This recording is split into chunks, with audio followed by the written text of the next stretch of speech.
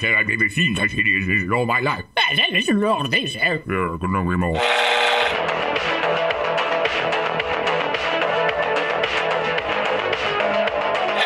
Like a furry torpedo to the jugular. This is Honey Badger Radio. Radio with bite.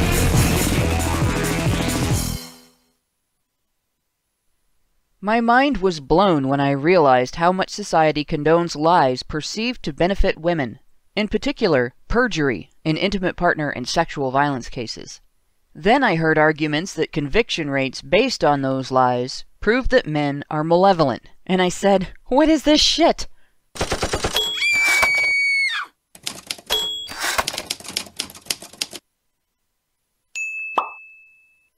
This particular manifestation of the accountability gap has come up in all of the previous week's discussions. A common thread that runs through the entire body of gender issues involving conflict between men's interests and women's interests, social and even legal tolerance when a woman lies. At the social end of this issue is, as always, the underlying gynocentric tendency of people in general to view women and their behavior through rose-colored glasses. Various sources report that both sexes exhibit this bias. A 1991 review of 300 college students by Alice H. Eagley, Antonio Medinick, and Stacy Otto found strong evidence that women are evaluated more favorably than men. A series of 4 experiments done by Lori A. Redmond, Ph.D. of Rutgers, and Stephanie A. Goodwin, Ph.D. of Purdue University, and reported on in 2004 in their paper Gender Differences and Automatic In-Group Bias, Why Do Women Like Women More Than Men Like Men, found that women are 5 times more likely to show favoritism for women than men are to show favoritism for men. Among other things, both sets of researchers measured respondents' tendency to attribute words viewed as positive based on gender, and found that both more readily assigned them to women than to men. Both also found that both sexes associated violence or aggression with men. This combination of biases is an obvious contributing factor to the phenomenon of automatic belief when a woman accuses a man of any kind of abuse. Clues to the modern prevalence of gynocentrism in human perspectives throughout history can be found on gynocentrism.com, run by Peter Wright. In his article, Timeline of Gynocentric Culture, he provides evidence that while isolated gynocentric acts and events may predate the time period, it was in the Middle Ages that gynocentric perspectives and attitudes became a cultural norm. From his article Gynocentrism 1.0, 2.0, and 3.0, and the graphic provided in the post-gynocentric culture complex, one can find its genesis in a nexus of developing aristocratic practices, including the transformation of chivalry from a strict manly art of war to include a code for romantic lovers. Gynocentric norms attach discomfort to removing those rose-colored glasses and encumber any inclination toward skepticism regarding female complaints with malaise. Rather than confront the possibility that a woman is wrong or lying about having been victimized, the typical response is sympathy, validation, efforts at offering comfort, and problem-solving. Often, women relating their complaints take offense at even the appearance of skepticism, such as police questioning regarding details of a crime, even when those details may help convict the perpetrator. Women's advocates have expanded on this, pushing for law and policy that accommodates accusers whether the accusation is true or not, and hinders the defense of the accused in order to protect accusers from the perceived abuse of due process. Then, they use the resulting increases in conviction rates as supposedly justifying evidence. Look, they argue, look how many men are convicted. How does this not convince you that these women's complaints are valid? What am I talking about? Law, policy, and the courts all tolerate women lying about paternity, father involvement, harassment, all aspects of family violence, income and wealth distribution in property disputes, especially in divorce, and the woman's reasons for committing a crime, especially when the woman blames a man for her actions. Society tolerates women's advocates lying about all of the above. In addition, women's advocates lie about the nature and causes of income and circumstance disparity between the sexes. They falsely represent men as far more capable of fending for themselves than women under those circumstances. They lie about the characteristics of masculinity, in part by gendering dysfunction, and then generalizing it to all men. They support this lie by basing their promulgations on the premise that women's misandry defines masculinity. They falsely gender perceptions of criminal behavior. Then, they fight for leniency for female criminality under the pretense that men and masculinity are to blame for women's crimes. Then they use conviction rates as evidence to further gender and generalize perceptions of criminal behavior and how the individual is defined by his actions. Women's advocates' lame excuses for law and policy which mandates condoning female liars are filled with circular reasoning. They claim false accusation is rare, use the argument that it is rare to excuse presuming the majority of accusations true, use that standard to limit statistical documentation of false accusations to only those proved false beyond a shadow of a doubt, and then cite that documentation as proof that false accusation is rare. They ignore or outright deny the impact of the accusation on the life of the accused. Then, they claim the accused crime is worse than the lie, and then ignoring the fact that if the accusation is a lie there was no crime, they falsely pit the welfare of violent crime victims against potential consideration for victims of false accusers. Then that false comparison is used to minimize the experiences of the accused, and in turn, that is used to bolster denial of the accusation's impact. They claim that if a man has nothing to hide, he has nothing to fear from being investigated and potentially tried because of a woman's lie, based on the supposition that the truth will come out. Then, they operate on the belief that a woman's perception defines reality, and in particular, a man's attitude, intent, and actions. They advocate as if skepticism toward accusations and holding liars accountable will intimidate real victims into silence. They treat evidence standards and due process standards as abuse and demand that society, law enforcement, and the judicial system listen and believe when a woman accuses a man. They've chipped away at the process of fair and balanced investigation and hearing, and are now using the resulting bias to claim it's proved that fair and balanced processes deny victims access to justice and put them at risk of censure. Then, they treat the result of these built-in biases as evidence that women never lie about intimate partner and sexual violence. They cannot answer the question, if having nothing to hide means having nothing to fear, why should real victims fear anything in response to liars being exposed and facing censure? When confronted with objections, women's advocates use logic fallacies and more lies as a bludgeon to try to force tolerance for lying on women's behalf. They ignore, deny, or abuse into compliance any women who don't subscribe to their victim narrative, then treat doubting the word of women's advocates, individually or as a group, as an accusation that all women, for whom they presume to speak, are lying. They treat skepticism toward their claims regarding prevalence, dynamics, or other characteristics of a problem, or disagreement with their proposed solutions to a problem, as an act of denying the entire problem and, in particular, its impact on women and women's right to seek relief. One manifestation of this is the treatment of skepticism of hysterical exaggerations of the prevalence of female victimhood as if the doubter approves of victimizing women. They use feminism's social science practice of lax vetting of research that supports the victim narrative as a body of manufactured evidence. This usually involves citing a body of often self-referring or circularly and often incorrectly referring academic research and writing. Then, the prevalence and scope of the lie are treated as evidence of its presumed validity. The lie has been officially told and expanded on by a lot of academics and advocates. It is therefore an accepted fact. They use gendered ad hominem, attempts to demonize skepticism toward claims about women's issues by treating association of it with masculinity as a disqualifying factor, under the claim that men's lack of female experience makes them ignorant of the nature of the issue and therefore unable to comment on it.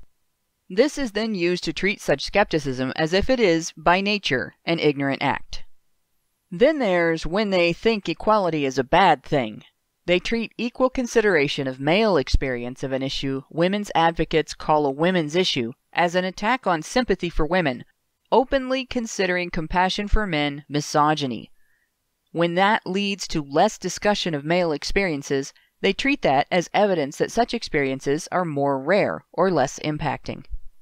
An approach I think of as zero-sum guys involves treating objection to generalization of outlying dysfunctional behavior among men to all men as a somehow wrongful effort to absolve all men, including the dysfunctional, of accountability for themselves. Any resulting arguments are treated as evidence of lack of accountability among men. An approach I've labeled zero-sum nerve treats any acknowledgement that women can also engage in dysfunctional behavior and highlighting incidents of it as a generalization of dysfunctional behavior and characteristics to all women, while ignoring any dysfunction in men. This attitude is displayed in support of considering any criticism of any woman's behavior misogyny. What the hell really is this shit?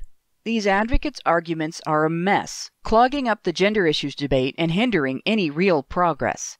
It's like standing in the middle of a mass of debris from a natural disaster, trying to figure out where to begin.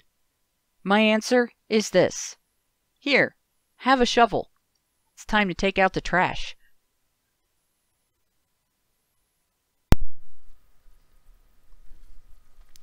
Hello, and welcome to HBR Talk 21, Liar Liar, Accountability Gap Exposed. Just a reminder, if you want to join the chat on YouTube, please go to the Badger Livestreams channel. And if YouTube is experiencing platform malfunction syndrome and won't let you listen, we're also on Twitch and on Facebook. My cleanup crew tonight consists of that adorable specter of death, Prim Reaper, and Woozle Slayer Karen Strong. And that's the truth. Without further embellishment, let's get this shit show started. I've seen women's perjury with impunity force men through years-long ordeals in a hellish mix of family and criminal court. Karen, I know you have some stories as well, and they've been listening to my big mouth for over 10 minutes. Got a shovel? Oh God, where do you even start? Like I can list off a whole bunch of cases. Gian Gomeshi's case was just an absolute fucking nightmare shit show of three women who, two of them at least, perjured themselves on the stand in the courtroom, and the third had at least perjured herself in her sworn statement to police. And then after she heard the media reports of the first two complainants getting completely obliterated on the stand based on their lies, at the 11th hour, the night before she was scheduled to testify, she went up to the prosecutor and said, if I actually went on another date with him and like gave him a hand job, and didn't bother telling police any of that, would that be something that you would like to know? So, I mean, like, it was just absolutely absurd. I would recommend Diana Davison's videos on the Gian Gomeshi case. Just go to her channel, search Gomeshi, G-H-O-M-E-S-H-I. And you'll come up with a whole bunch of articles where she just absolutely picks that entire mess apart in the most, like with a scalpel, just absolutely brilliantly. When you look at that particular case, that case is largely seen in media as a case of justice denied. It is a case of a man, a sexual predator, getting away with it. Because he was acquitted on all charges. And that case and the acquittal, and then the dismissal of the case involving a fourth complainant who was also prepared to lie, and her star witness was found to have been prepared to lie on the stand as well. A man who said that he witnessed the sexual harassment while he was working for the show Q at CBC on such and such a date that was actually 18 months before he actually ever worked for CBC. So, I mean, like, he was just prepared to go in and lie on the stand for this woman. Anyhow, so the prosecutor dropped all of the charges in exchange for Gomeshi signing a peace bond saying, I won't go anywhere near you for a year, which I'm sure he was happy to do. But, essentially, we have now new legislation coming forward in Canada. It's had its second reading in Parliament. It's gone to committee. There are still debates going on within committee. There have been a few minor amendments to this bill, but certainly not enough to protect due process. But essentially, a bill that would have made it such that all of the evidence that Gomeshi brought in his trial that showed that those women were lying would either not be admissible. Well, it would all be subjected to the rape shield test. And the rules around rape shield testing would also change in terms of the complainant, right? So whereas previously anything that was protected by rape shield laws would, before the start of the trial, would have to go to a judge in a closed hearing with the judge, the prosecutor, and the defense attorney. And the defense attorney. And those would be the people present. The judge would make a ruling on whether it was relevant enough to be admissible, whether refusing to admit it into evidence would violate the defendant's constitutional right to a fair trial, all of those things, whether it was truly relevant evidence. So, nothing about, 10 years ago she banged a football team and so, she's obviously a big old slut. No, if it was pertaining to the sex act in question, or if it was relevant specifically to the incident in question, it would be allowed in. The prosecutor would have knowledge of it. That does not happen in any other kind of case in Canada, but that's how things used to be. That's how things used to be. The prosecutor would gain knowledge of this and thereby gain knowledge of defense strategy, and would be able to anticipate things. But at the same time, the prosecutor isn't allowed to disclose, or wasn't allowed to disclose any of that to the complainant, because the complainant is not the prosecutor's client. The complainant is not actually a party to the case. The complainant is just a witness. So essentially, the prosecutor's not allowed to prep their witnesses. The prosecutor's not allowed to disclose information that the complainant otherwise would not know, because that would be tainting their testimony. But now, not only is like a whole bunch of stuff now subject to rape shield tests, including text messages and emails and all kinds of communications and records and everything else, right, that would not have been subjected to this test prior, but the complainant and her personal attorney are to be present at this closed hearing where all of this evidence is reviewed, right? So now you have a situation where the complainant gets to look at the evidence that this man has, and now has an opportunity to tailor her testimony to conform to the evidence, right? So if this bill had been a law when Jian Gomeshi was tried, he would not have been acquitted. He would have been convicted, and it would have been a miscarriage of justice. And, and what really strikes me as amazing is the blatant and egregious lies these women told on the stand. Particularly the primary or most notable or notorious complainant, Lucy Ducouture, who is a Canadian TV celebrity, I guess, D-list celebrity. She starred on, had a role on Trailer Park Boys.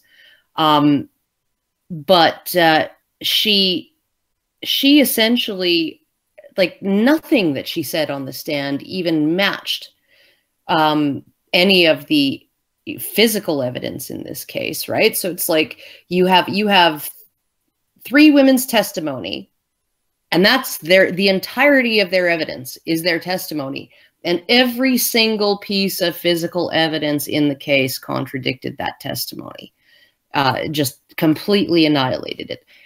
And she lied. She fucking lied. That the judge said in his judgment that he believed she was trying to deceive the court, Ducouture in particular, that she seemed to have been intentionally deceiving the court.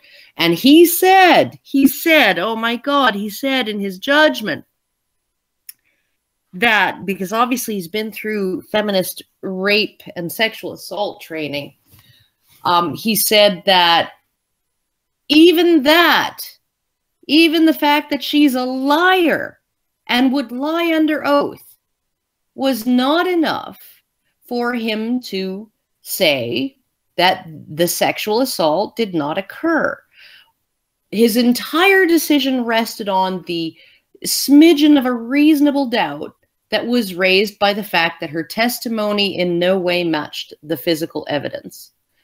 So even her lying, he essentially said, we all know that rape victims sometimes behave in mysterious ways, and that a genuine victim might do some things that seem very strange to other people, including perjuring themselves. Right? So even that wasn't enough.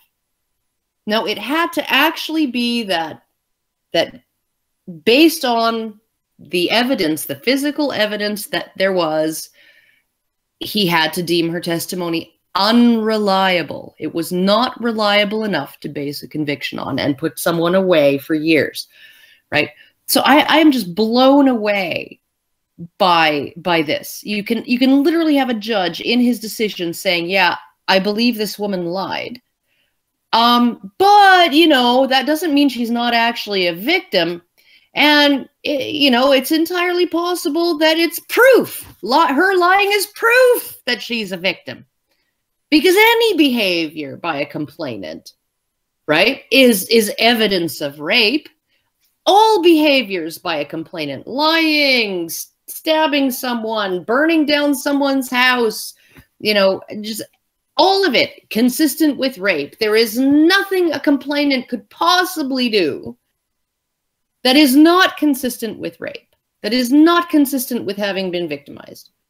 No behavior is outside of that bailiwick or that rubric of behaviors consistent with having been sexually assaulted, right? So we are entering this, like, because before Bill C-51, which is essentially this bill that will amend all these rape shield laws and everything, reform them, I guess, would be the word used by feminists. Prior to that, and this is one of the things that drives me crazy about, you know, sort of this idea that it's all the left's fault and all of this, right? That gynocentrism and feminism, they're just left things, right? No, they exist on the right as well, because the leader of the Conservative Party of Canada, Rona Ambrose, as one of her last acts before she announced that she was going to retire from politics, introduced and pushed through, and it was voted unanimously in, a bill that would subject all judges wanting to, you know, ascend the bench, to go through feminist sexual assault training. So that's law in Canada now. It's law in Canada now that a judge cannot look at a lying liar who lies on the stand and is proven to have lied on the stand and say, well, maybe she's actually lying about being assaulted too. He's not allowed to assume that. You can blame the U.S. for that. That's straight out of the Violence Against Women Act. This is where we're fucking at right now. This is where we're at, right? Bill C-51 also introduces provisions that would criminalize half the BDSM community, and based on erotic asphyxiation, which is now technically rape. Well, it's not rape to asphyxiate your partner. It's just rape to actually sexually touch them while they're unconscious. And it's also rape to kiss your partner awake, even if they asked you to do it before they went to bed. That's illegal too. It's illegal to caress your partner in their sleep. It's illegal to, while you're asleep, press your erection up against your partner's bum while they're asleep, right? Because you don't have their consent to do that because they're asleep. So, I mean, like, this is absolutely fucking ridiculous. And that case was based on a false allegation that the appellate court determined was false, right? But it went to the Supreme Court and they said, oh, well, we'll just change the precedent and the law, the case law, to make it into a factual allegation. And the guy gets to go back to jail. I'm blown away by this. It would also instantiate in law an elimination, a virtual elimination of the reasonable but mistaken belief in consent defense. And the case that that's based on, right, which is called R.V. Ewanchuk, that was a good decision, right? That was an absolutely good decision by the Supreme Court of Canada to convict that guy, right? Because there was absolutely no way in those circumstances, in that situation, with those two people, that Mr. Ewanchuk could even remotely argue that he reasonably believed that this young woman, less than half of his age, applying for a job, right, and then being cornered in his trailer, was consenting. Like there's no argument there. She reported it within 15 minutes of her getting home from what happened, right? And so, I mean, like, this was a cut and dried case, right? But it would instantiate in law the idea that there really is no such thing, even like between any two people in any situation, that there could possibly be a reasonable but mistaken belief in consent, right? So if you're standing at the counter, at the sink doing dishes, and your husband of 20 years comes up and squeezes your bum, he's committed a crime, because a reasonable but mistaken belief that you would be consenting to that is not a concept that is valid in law now, if this bill goes through. So I'm just absolutely, like, I don't know how, and none of these fucking lying women ever face any consequences. None of them. The one in RVJA, where she lied about what her boyfriend had done to her after he choked her out. She said he went beyond the scope of her consent. In reality, they'd agreed in advance to everything, right? And then the Supreme Court said, well, she can't really, under the law, agree in advance to things that'll happen to her when she's unconscious, so back to jail he goes, right? I mean, like, none of these women face any fucking consequences. These women are changing the fucking laws of a nation based on their lies. You know, imagine I'm done. I'm done.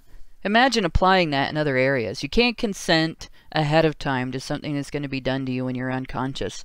There goes all surgery. Consent for surgery. That's right. Yeah. Yeah. And that's, like, you get penetrated with a knife there. So is surgery now rape?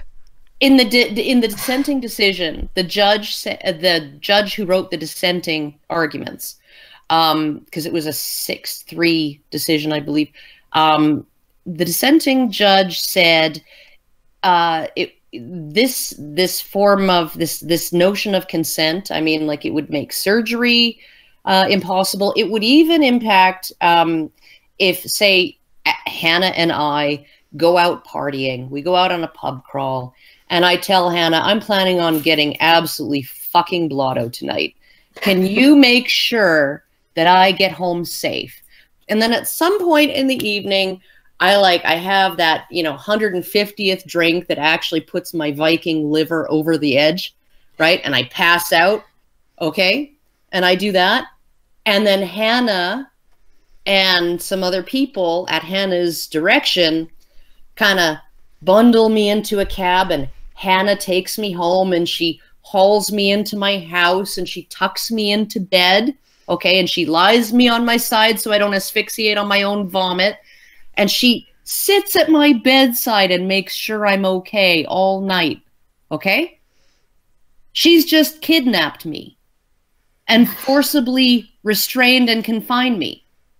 Under the law, if consent worked the way it does now, under Canadian precedent and soon to be under Canadian statute, if it worked that way, In 10 years, that'll be the plot of a porn movie.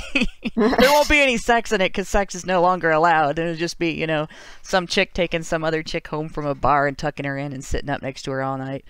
It's very risque. Holding my hair. I know it's very long and it does tend to get more on the tips, but she could hold my hair out of the way. But that would also be some form of assault because, I'm too out of it to give her consent to touch me in that way.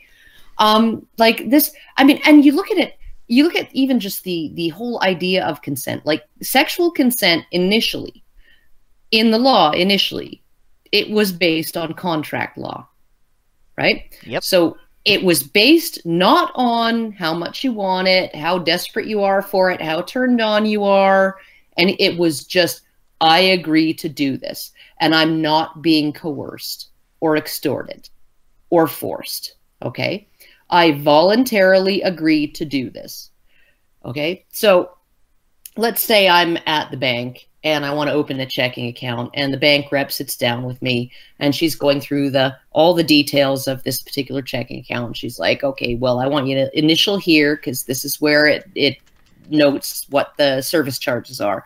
And I want you to initial here because this is where it notes what the interest rate is. And I want you to initial here because this is where it notes that if you bounce a check, you will be charged an NSF fee of $60 will be automatically deducted from your account.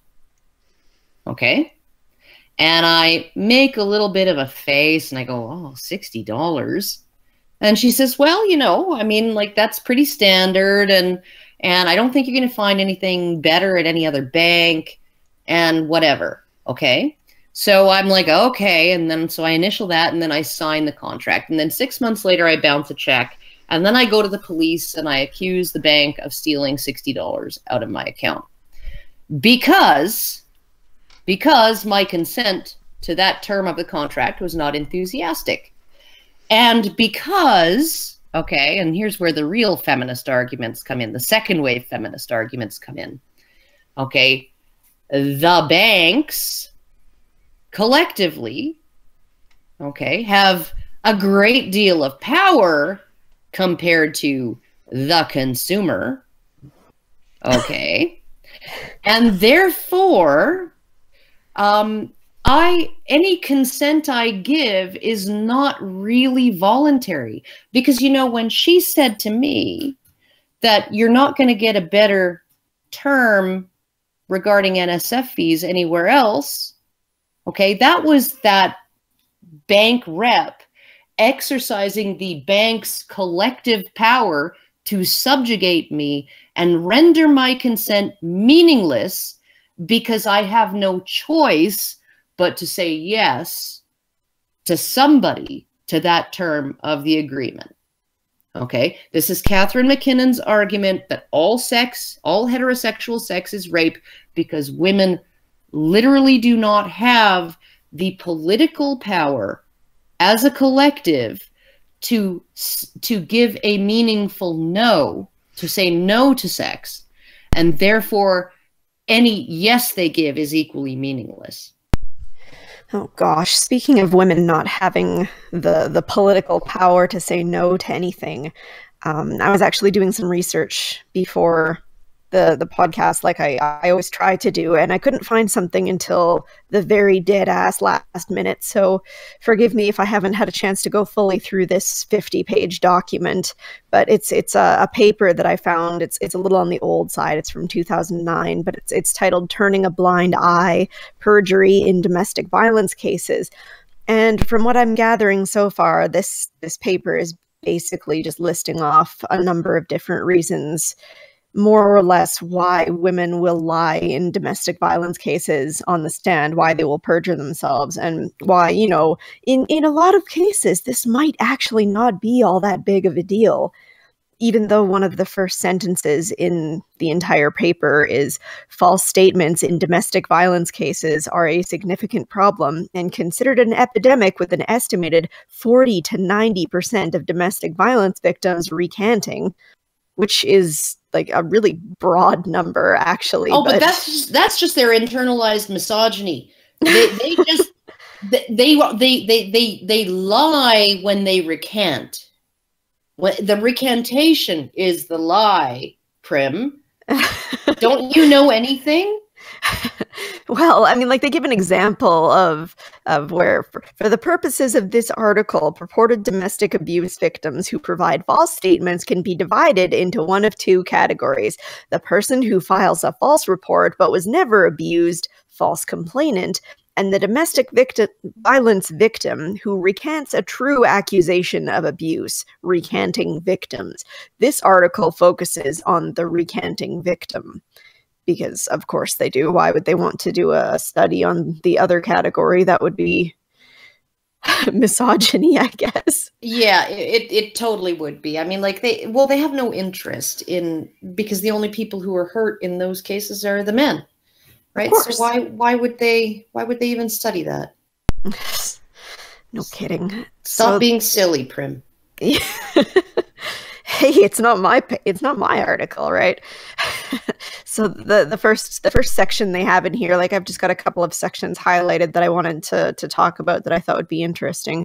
The first one is titled "The Problem of Perjury," and then there's a subsection, the problem of perjury in domestic violence cases. If a trial is considered a search for the truth, perjured testimony from domestic violence victims impedes access to the truth. The issue of lying in domestic violence cases is complex. On one hand, the law is well settled. Lying under oath is perjury. On the other hand, domestic violence cases are complicated, and the motives for lying in these cases can be as diverse as the victims themselves. Professor Cheryl Hanna noted the problem of the double bind in domestic violence cases. The double bind refers to the idea that in every gender dilemma there are two solutions, each of which contains good and not so good elements. Prosecutors confronted with false statements in domestic violence cases are also faced with a double bind: either turn a blind eye or prosecute. Either decision results in serious consequences for both the criminal justice system and the victim. Yeah. Well, this is something we ran into in the 7 Years in Hell case. The vexatious litigant in that case was able to not just lie, but demonstrably lie. And this wasn't just a one-time thing. She did it over and over and over again. An example, and I can actually read this off because I opened it up, so I've got it in front of me. Like, her accusations were not always just dismissed due to lack of proof. The victim offered evidence contradicting her each time. Each time he was able to prove her claims false. Twice she accused him of physical assault at times when he was incapacitated due to documented medical conditions. In another instance, she accused him of making harassing phone calls to her house. He could prove that he was home during that time, and the date that she gave in her complaint, and phone records proved no phone calls were made to her from his home at that time. Further, she provided a tape of the alleged call. Upon listening to the tape and hearing stark, compelling differences between the caller's voice and speech and his voice and speech, the prosecuting attorney abandoned the case. He was acquitted. The tape didn't just fail to prove her case. It showed that she was lying. That type of revelation occurred in each of her complaints against him. She repeatedly accused him when he could prove his whereabouts, made demonstrably false and self-contradictory statements, offered evidence that turned out to be demonstrably false. And in addition, her courtroom behavior was absolutely insane. And every time she engaged in this, we kept thinking, oh, this is proved right in front of the judge right now, right here. Yeah, this will be the Perjury. time. This will be the time she Every faces single some time. consequences. Nothing. It never happened. So I started looking stuff up. And right in the Violence Against Women Act, it's paid for judges and other court personnel to receive training and this is Duluth model-based training in handling domestic violence cases. And part of that training is that when, sorry, I'm in a mess. You probably just heard all my shit fall over. When a woman lies in court in a situation like this, it doesn't necessarily mean that she wasn't victimized. That is why I said, and this is in domestic violence cases, this is in rape cases, every single one of these cases, they're pushed away from prosecuting for perjury, from prosecuting for lying to police during an investigation, from prosecution for filing a false complaint, from prosecution for contempt of court. This complainant, this woman would go into court, she would sit in the courtroom when the victim was talking, or when the judge was talking. She would sit there and interrupt testimony. And even the judge, she would interrupt the judge, and angry shouts, screaming rants, exaggerated body motions, throwing herself around like a 2-year-old. And this was not, some petite little, 5-foot tall cutie or anything like that. No, this was a gargantuan 5'10", broad-shouldered, overweight, pouty-mouthed looking, angry monster. Trigglypuff. Yeah.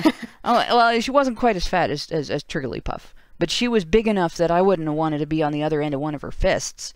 And I'll tell you what, it was intimidating to see her behave like that in court. And with respect to other people's behavior, it's not very easy to intimidate me like that. When you're dealing with a crazy person, it's a totally different situation. And here we are.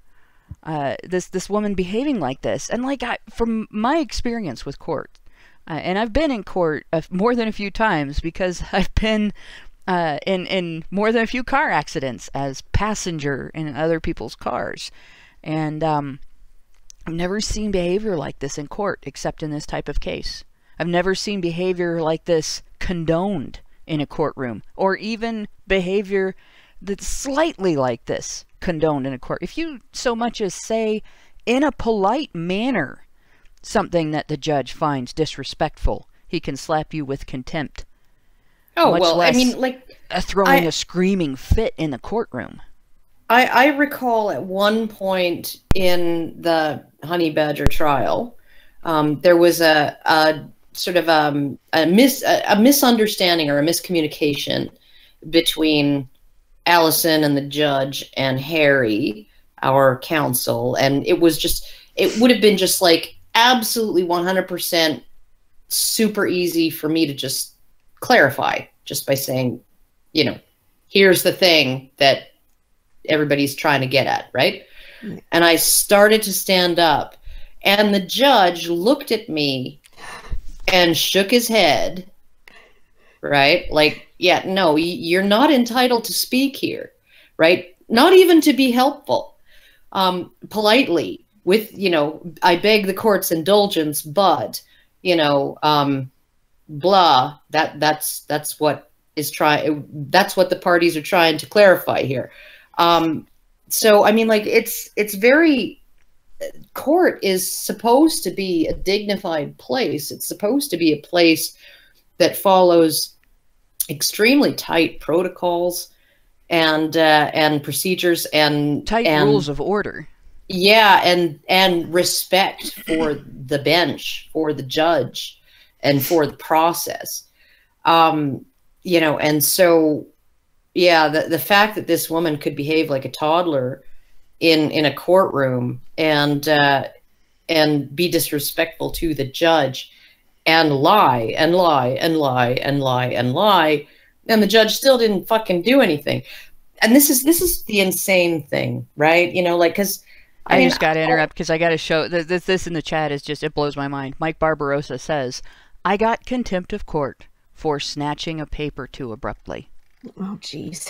So the vexatious litigant didn't get contempt of court for throwing a screaming temper tantrum in the courtroom, for throwing herself around, for stomping so hard you could feel it in the floor 20 feet away from her. Oh, God. Yikes. And she didn't weigh enough for that to just be natural. She was using her muscles to do that. And she's all right? She can perjure herself and she's all right. But snatching a piece of paper too quickly, too abruptly, whap. Well, I mean, this is what any advocate or counselor will tell any man who's going into a domestic violence case or prosecution or a custody battle or anything like that is to never, never, never, never, never, never, never, under any circumstances, ever, ever, ever express anger. Not even just a quiet frown. Like, just don't do it, because that is going to affect the outcome. And yet women seem to have carte blanche to behave however they want in the courtroom, and they suffer no penalties. And it's absolutely insane to me. Like, there was I would suggest everybody go to a blog called Data Gone Odd. And there are 2 blog posts. It's called How to Lie and Mislead with Rape Statistics, Part 1 and Part 2. And Part 2 is particularly interesting because it actually looked into a study that was done by the Making a Difference MAD Foundation, and on what is the percentage of rape complaints, sexual assault complaints that turn out to be false. And they found about 7%, 7 to 8% or something like that, of the complaints made to the, I think it was 8 participating police agencies. So 7 to 8% of the complaints made to these agencies that were participating in the study turned out to be false. But, okay, the cops who were investigating rape complaints and sexual assault complaints were subjected to 3 days of training before they were able to participate in this study. And during this training, they were taught essentially that there's no mandate on the part of police agencies to prosecute false accusations. So it's really not worth your time to take a case that you believe is a false accusation and pursue it to the point where you can prove that it's a false accusation. They also said that you shouldn't ask the complainant the same question twice, because that can actually cause inconsistencies in their story to arise, and that can damage your ability to pursue the case. They said that if you actually act in such a way that the complainant believes that you doubt her story, it could be potentially emotionally and psychologically devastating to a genuine rape victim. And that that a recantation was not enough to determine that a case was false. A case could only be determined false after a thorough fact-based investigation determined it to be false. So basically, okay, what they said was, if you think it's false, don't prove it, because it's not worth your time. If you think she's lying, don't act like it, or, act like you don't believe her, because you could be psychologically devastating an actual victim of rape, right? Don't ask the complainant the same question more than once, because you might find out she's lying, okay? And whatever you do, don't go looking for any evidence that she is lying or that the accusation is false. Just absolutely avoid all of that altogether. Actively avoid finding out if cases are false. But you can only say a case is false if you proved it after a thorough fact-based investigation that we're telling you not to do. So in this blog post, the guy says, honestly, they are acting like 7% is like a really low number, right? But I'm kind of shocked that they were able to find so many given these parameters, given these requirements, right? You're actively avoiding finding false cases, and you're finding 7% of your cases are false. This is absolutely astounding. Well, there's an interesting thing that happened with the FBI as well, with sort of either false or mistaken allegations where there was a study done on, let's see if I've got it here, on,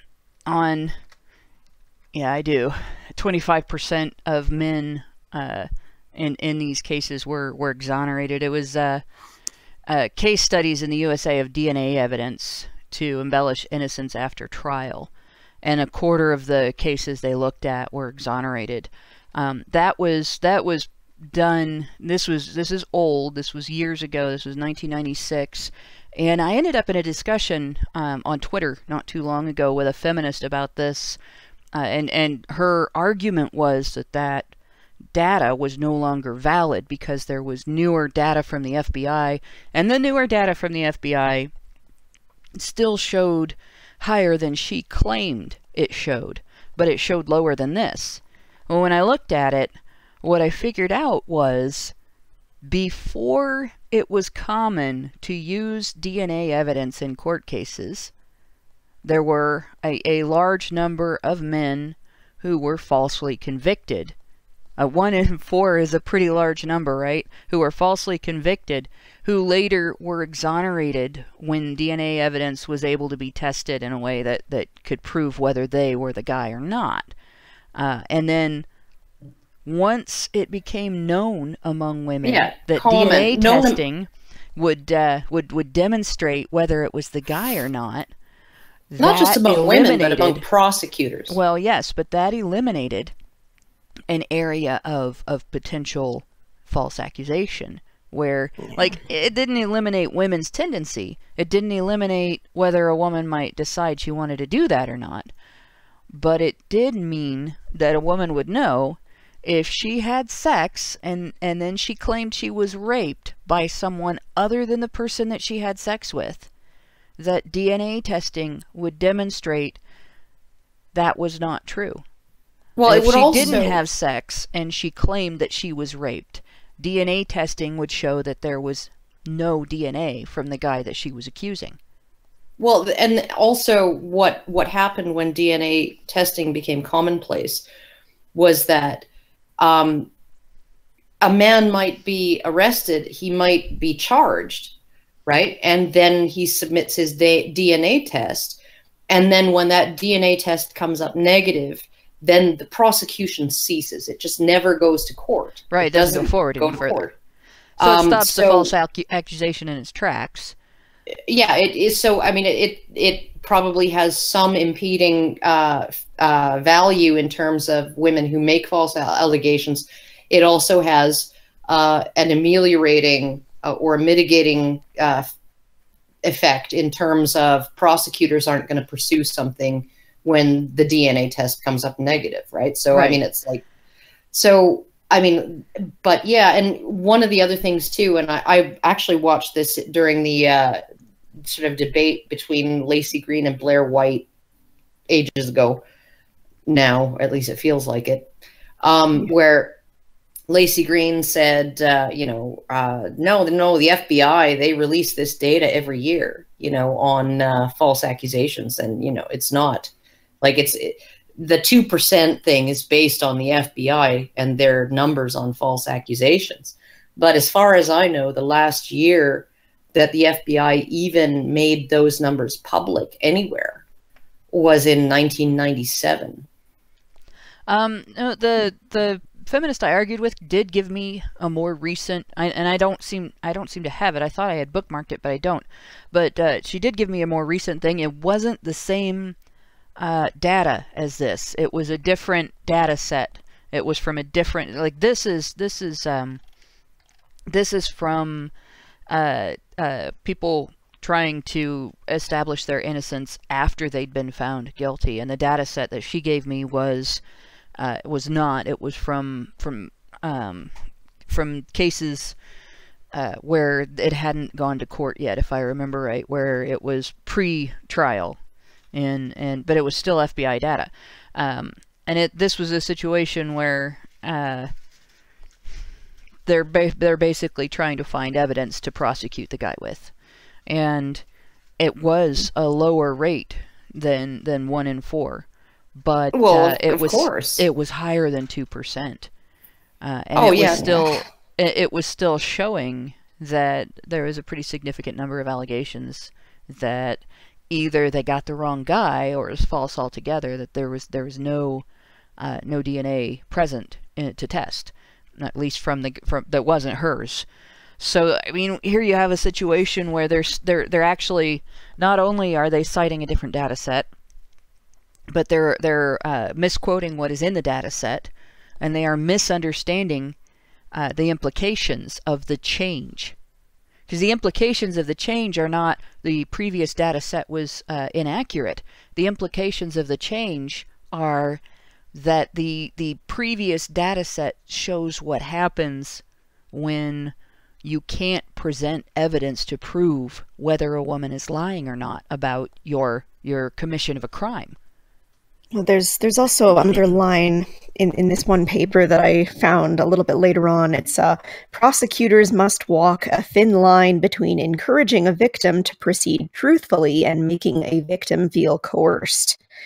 And it's just kind of like, obviously, you've gotten to trial, for goodness sakes. At this point, you should be expected to tell the truth. There's another line here that's might be familiar with the Jean Gomeshi case. Not all domestic violence victims recant, and victims do not necessarily react to violence and trauma in the same way.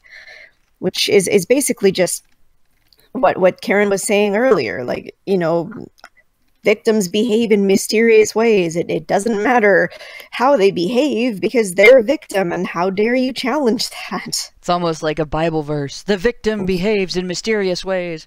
The victim moves in mysterious ways. Yeah. Oh, yeah, no. I'm sorry, but, you know, they're not gods. But the victim is infallible. And the thing is, this is a common... Feminists talk about victims as though every victim has the same mental issues with dealing with stuff. It didn't... I don't know how to explain this.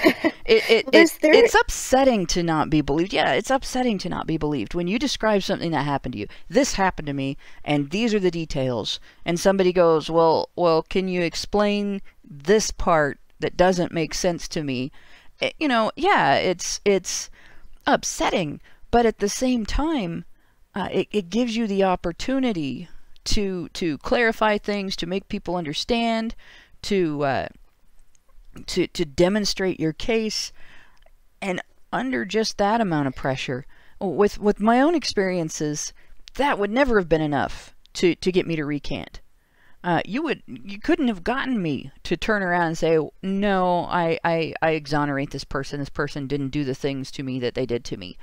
And it would take a hell of amount of not just pressure, but actual threat. And for them to claim that under the current circumstances, where the court bends over backward, where the law enforcement system bends over backward, where society bends over backward to sympathize and comfort and consider the victim or the accuser that they believe is a victim, because you're supposed to believe accusers, and turn around and say, but they're lying because of some degree of pressure. I'm calling bullshit. The only degree of pressure that would cause them to do that would be if feminists are sitting there behind them going, nobody's gonna believe you. They're gonna put you in jail for telling your story. There's all this pressure that you have to deal with. It was not like that for me. I've never had a situation. I've talked to people that, you know, about my experiences that I would have expected to be the most skeptical, particularly in terms of the experiences with a female perpetrator. This is something that, it took me almost 30 years to even talk about it to other people, because it was just a bizarre experience for me.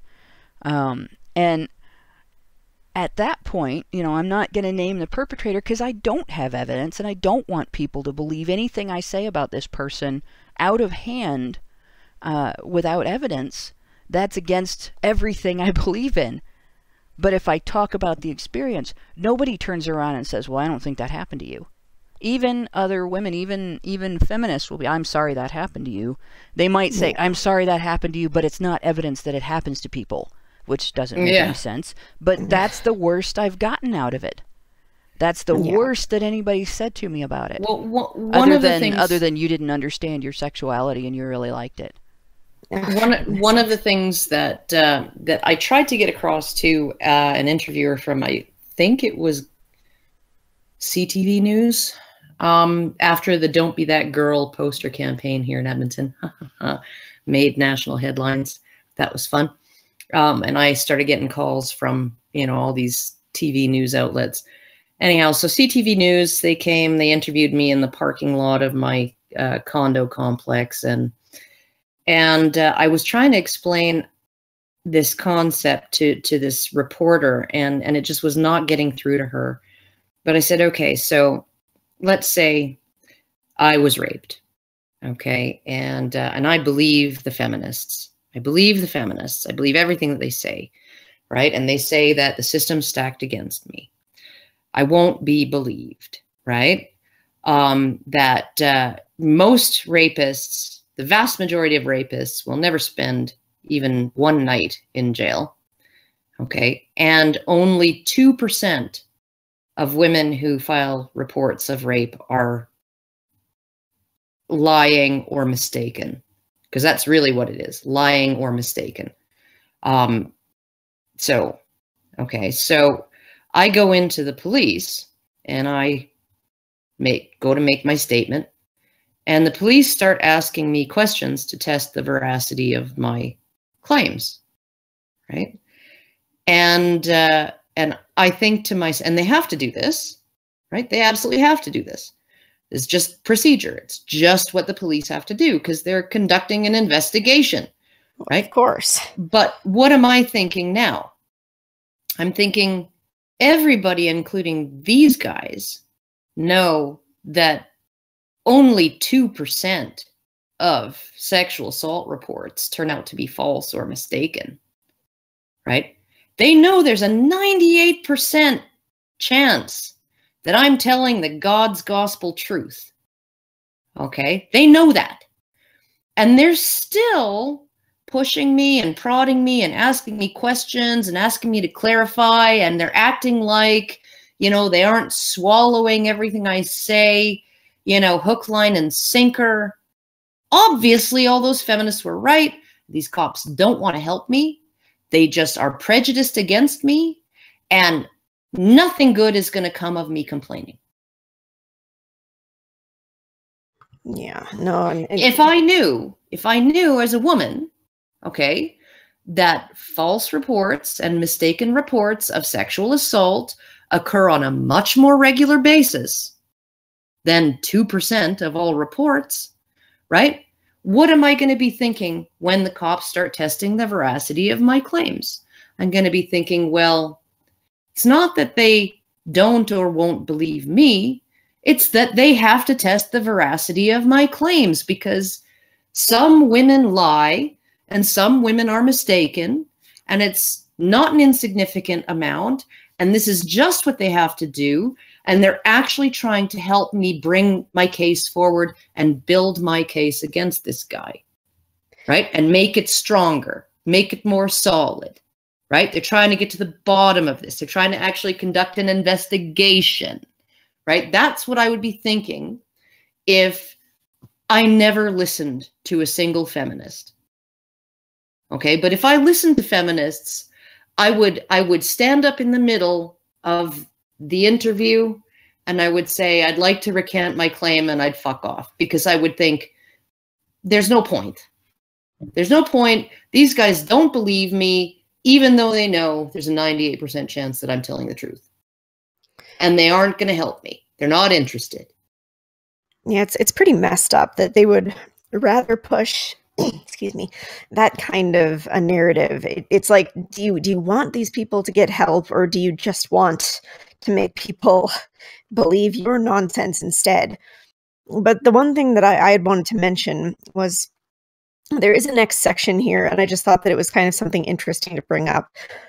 They said, additionally, the motivation for lying, similar to victims, is diverse. What motivates some domestic violence victims to lie and deny their abuse? It depends on whether the lie is a false report or a lie recanting a true allegation of abuse. The why behind a lie of a false complainant making a false report can be similar to the motivation of those who lie in other cases, for example, revenge, custody disputes, and does not require further exploration. As an aside, of course it doesn't. Like, it's only a major issue. Why would it not require further exploration?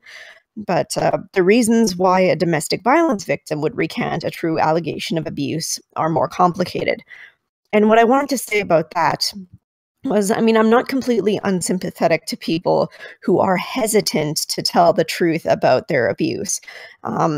I lied about my abuse at the hands of my stepmother plenty as a child, but you know, I was a child. I didn't have any power. I assumed that telling the truth about it would just make it get worse because somebody would tell her about it, and she'd say, "Oh, you know, she's just lying. That didn't actually happen. In fact, I did tell my father one time, and that is legitimately what happened.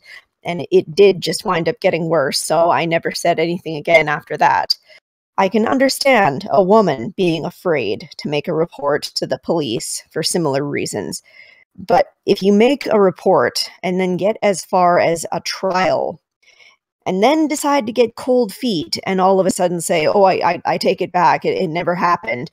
Like, Jesus, is it wrong of me to expect that if you've gotten this far, then maybe you should be held accountable if you lie after having taken up so much time and gotten this far, and you've gotten this entire court of people together to talk about this issue, and then all of a sudden that's when you decide to lie about it? Like, I feel like people should be held to account for these actions. Yeah, I agree. And, you know, this is why in a lot of jurisdictions in the United States, they have no drop policies for sexual assault and domestic violence.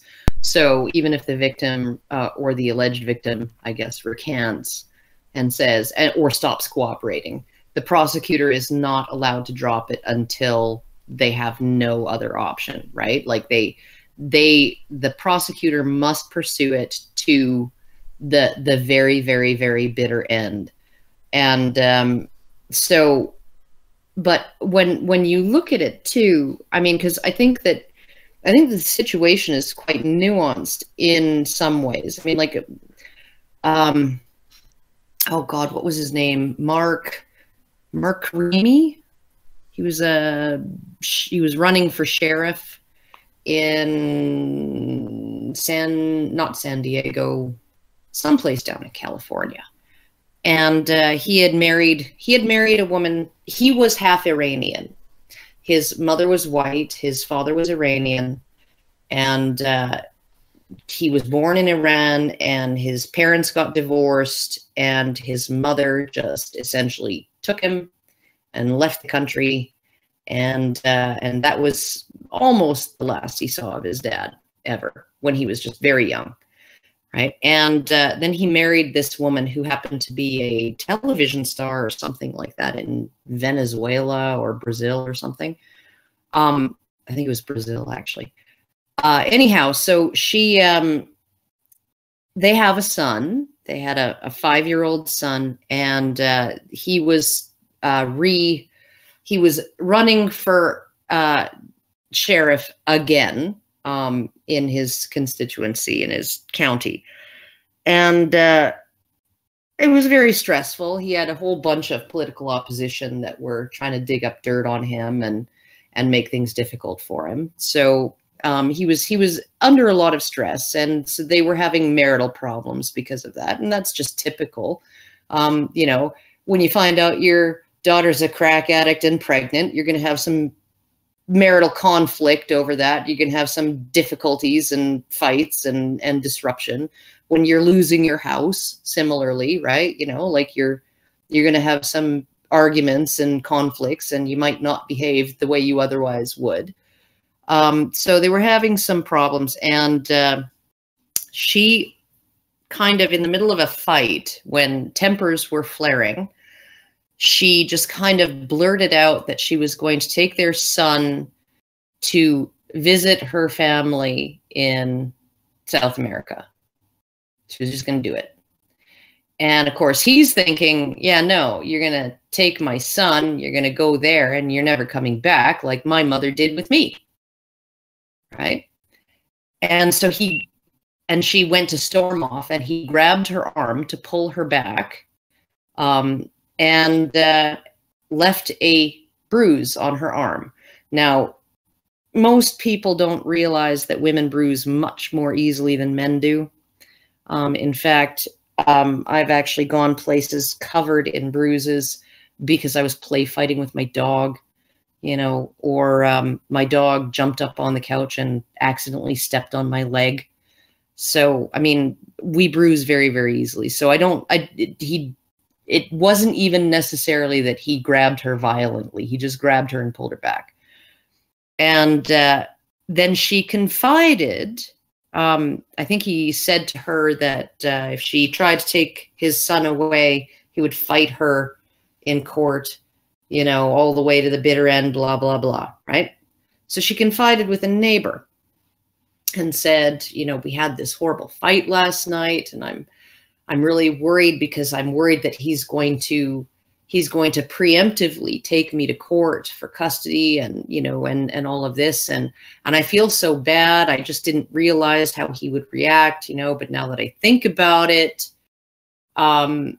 obviously me saying I want to take our son out of the country while we're having marital difficulties would probably remind him of what his mother did when he was little, right? I should have realized that and not said it. It was like totally inconsiderate of me and insensitive of me.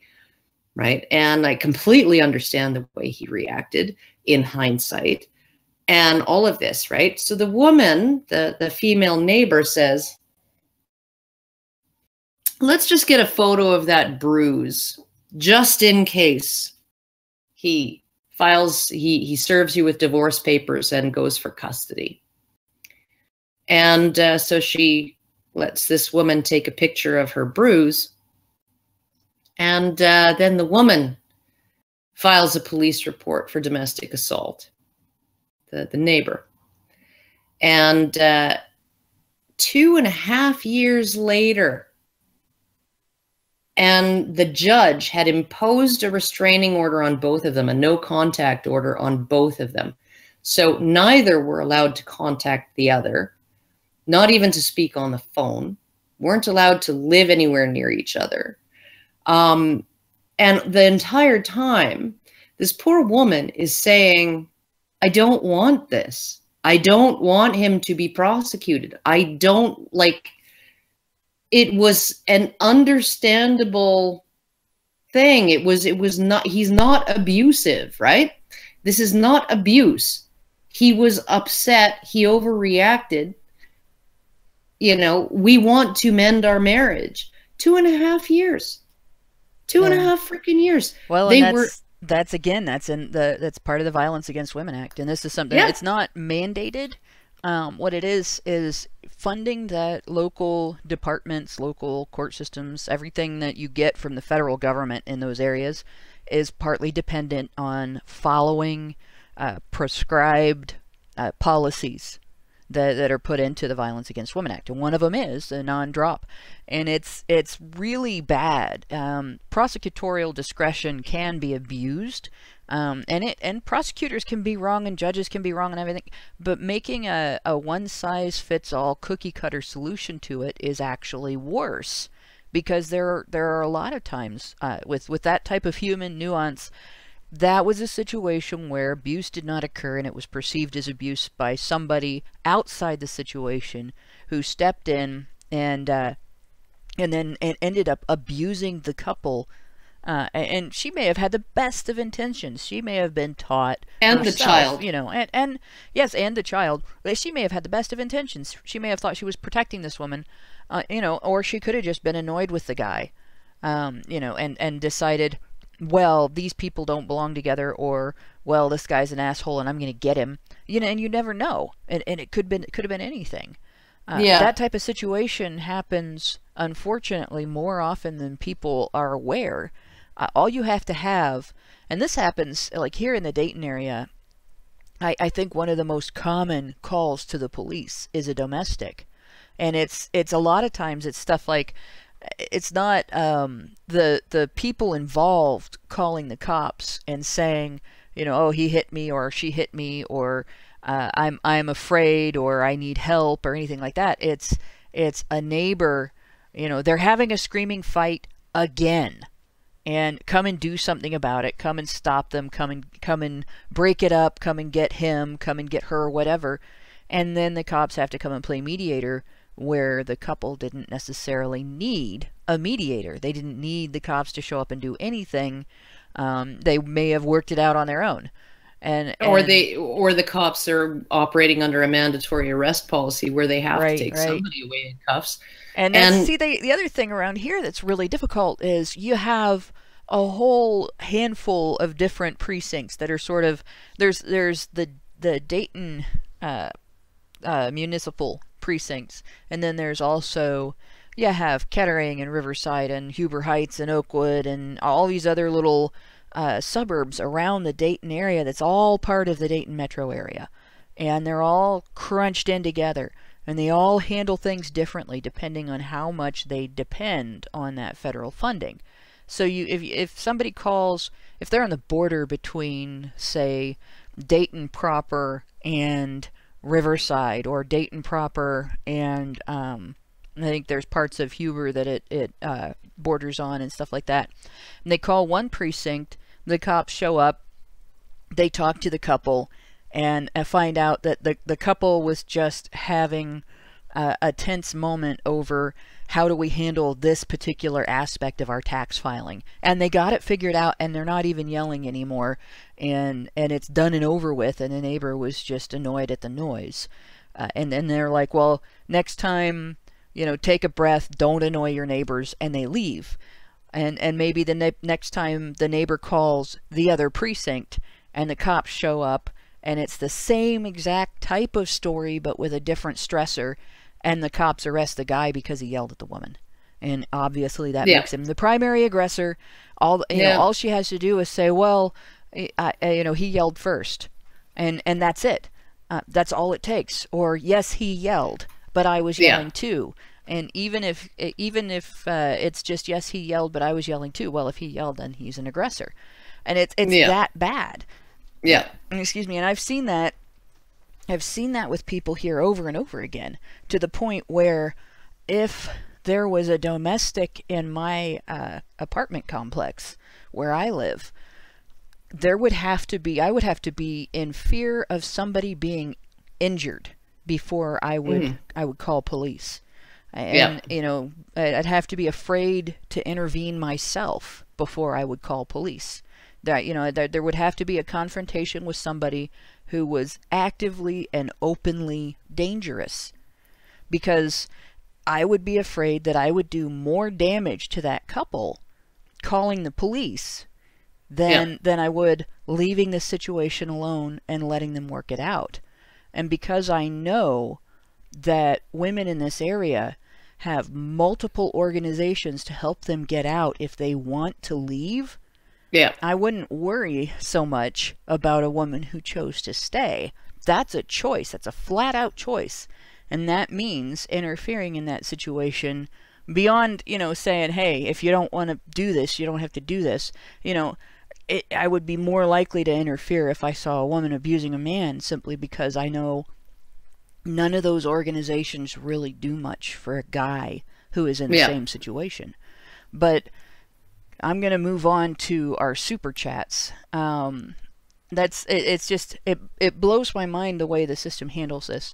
But I'm going to move on to our super chats, because we do have a pretty good sized stack of them, and I haven't gone through any of them yet. So let's see here. Going back up to the top of my list, I've been taking them out of our chat and copy pasting them to a text file so I could sort them out. Tomo Haas gave us $2 and says, longtime fan, want to send fan art. How do? And it looks like Allison did answer my question on that. It's topic@badgerpod.com is the correct email to send that to.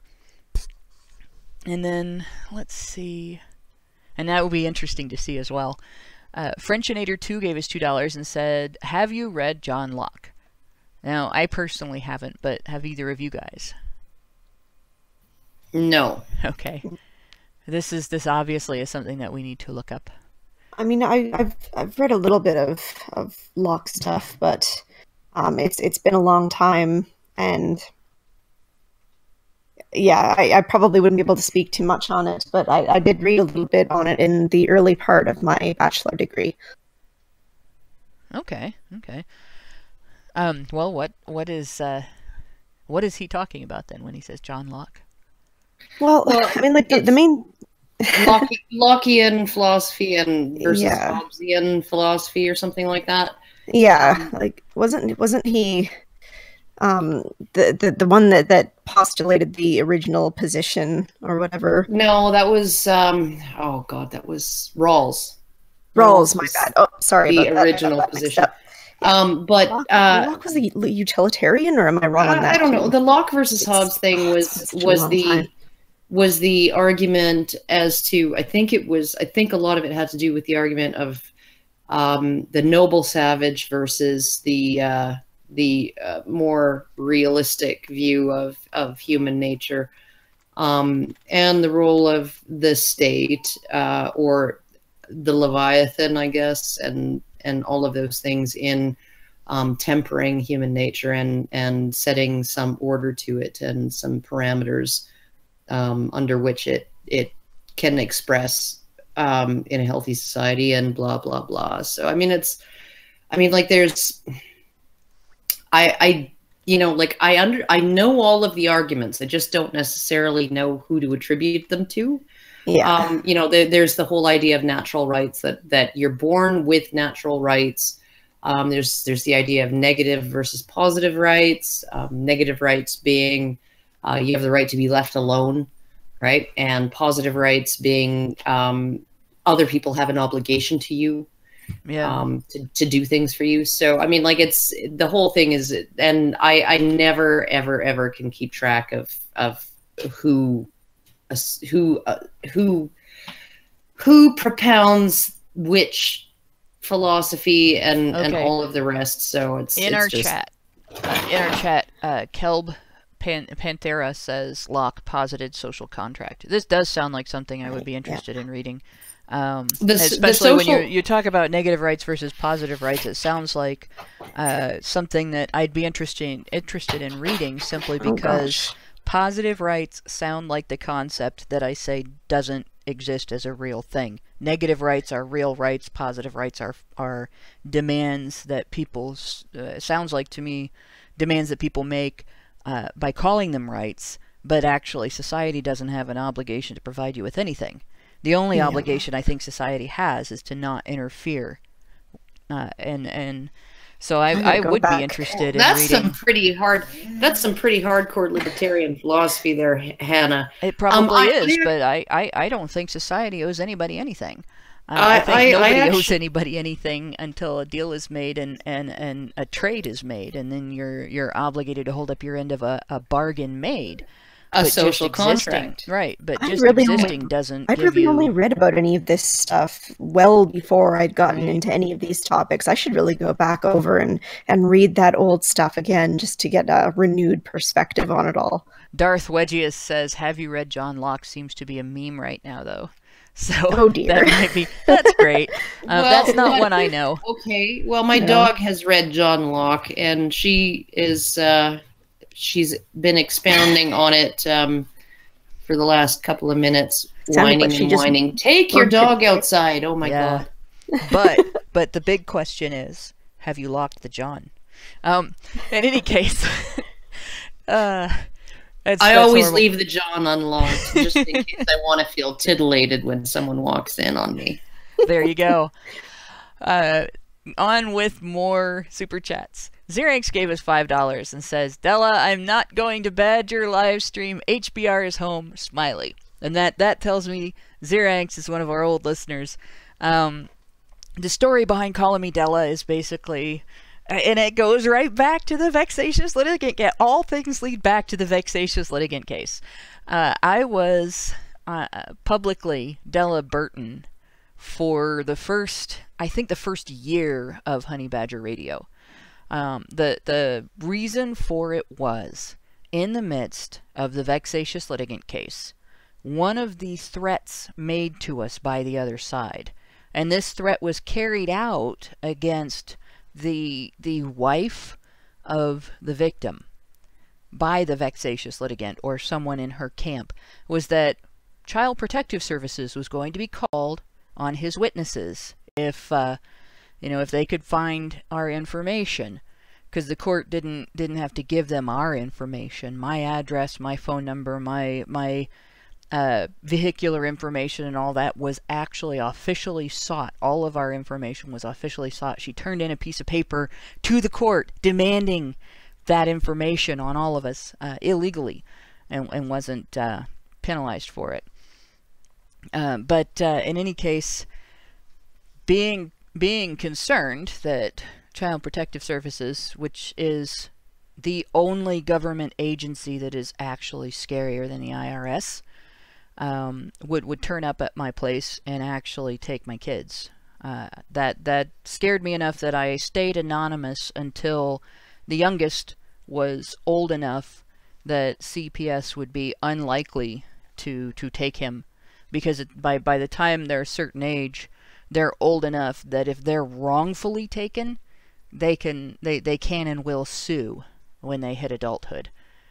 So that was, I became anonymous and stayed anonymous for about a year and a half after that, and then I came out under my real name when I knew I was going to have to speak basically in public. And I don't do public speaking very often because stage fright. So I hate public speaking. But I had good reason to do it. I had very compelling reason to do it. And it had been enough time that I knew by the time it got around to her, if my identity came out and it got around to her and somebody actually made good on that threat, they'd be coming after a 17-year-old who was about to turn 18, and it could be dragged out in court long enough that they wouldn't have access anymore. And so that was the end of that. But that's why I was So I was Della Burton for about a year and a half on Honey Badger Radio, maybe. I remember those good old days. Yeah, and y'all had to remember to call me Della and not Hannah. It was not just, well, I only knew you as Della back then because I had no interest in knowing your real name. But we were sometimes on, like, this was way back when A Voice for Men Radio was hosting. Right, and we were on Blog Talk. Yeah. So I mean, it was a while ago. It was back in the good old days, when Grandpa Simpson would tie an onion to his belt because that was the style at the time. That was the important thing. Yeah. Oh, yeah. And it was a weird situation, but yeah, that tells me that's a listener that's been with us for that whole time, clear back then. And I can't even tell you about the case. I think you might even have been a guest before Honey Badger Radio on just A Voice for Men Radio. Nope. I don't think I was. No. Oh. But the funniest thing about that is, so we didn't make a big deal about me coming out under my real name on Honey Badger Radio, which I did, I think, about a week before maybe the public speech. And it wasn't like a big public. I think there were maybe 20 people there, and I really was only talking to one person because everybody else there was with us, and then a few people showed up and watched, right? And they'd stop and watch, and then they'd walk on. I was in front of the courthouse in Dayton, and this one middle-aged man stopped. He came along, and he looked like he was heading from some part of the court complex to the parking garage, and he's walking along, and I said something, and he did a double take, and then he stopped, and he turned, and he leaned up against the lamppost and watched. And so I gave my whole speech to that guy because it was obvious that he needed to hear what I was saying. And it was about due process. And I think it was that interested him. I remember that speech. That was actually a brilliant speech. Oh, anybody who is interested should go and watch it. I think it's like probably one of the first videos Hannah ever put on her channel. Yeah, and YouTube demonetized it. It's not politically correct. Oh, of course they demonetized most of my videos the are first video of demonetized, mine. for goodness sakes. It was the first video of mine they ever demonetized. And they demonetized it before the big demonetization controversy. They demonetized it clear back, like maybe a month or two after I monetized my channel. And it was like an instant attack on that one thing. But too controversial. Due process is too controversial. You can't say that people have a right to a fair trial. That's just wrong. So yeah, that was basically. And then 6 months after I come out quietly on our channel as my real name, Man Boobs broke the shocking story that Della Burton was really Hannah Wallen. Oh my gosh! God, dun, yeah. Dun. As if it was news. 6 months after, so we'd had 6 months of weekly Honey Badger radio shows. 24 shows at least, basically, of me as Hannah Wallen. Suddenly Man Boobs discovers, dun dun dun, this woman's real name is Hannah Wallen. Exposed. That's the way he operates.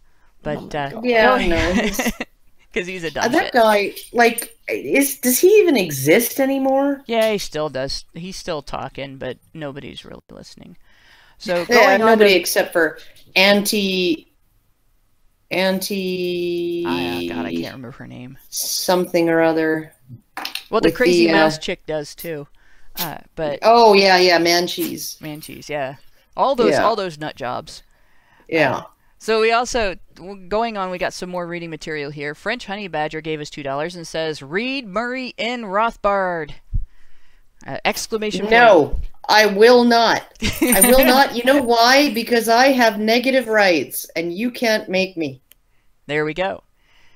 Joey Jojo gave us $5 and says, in 10 years, women will wonder where all the good top 20% of men are. Better to just buy a real doll and save yourself the liability. Actually, people are already wondering. There's already feminist articles now. Feminist articles are out, and women's magazines that are not necessarily overtly feminist, but have a lot of feminist shit in them. A lot of women are out there go, where's all the good men? Why aren't men being gentlemen towards women anymore? Where have all the gentlemen and the traditionalists are like lamenting the loss of losing the their traditional shit. Gentlemen. So this is already happening.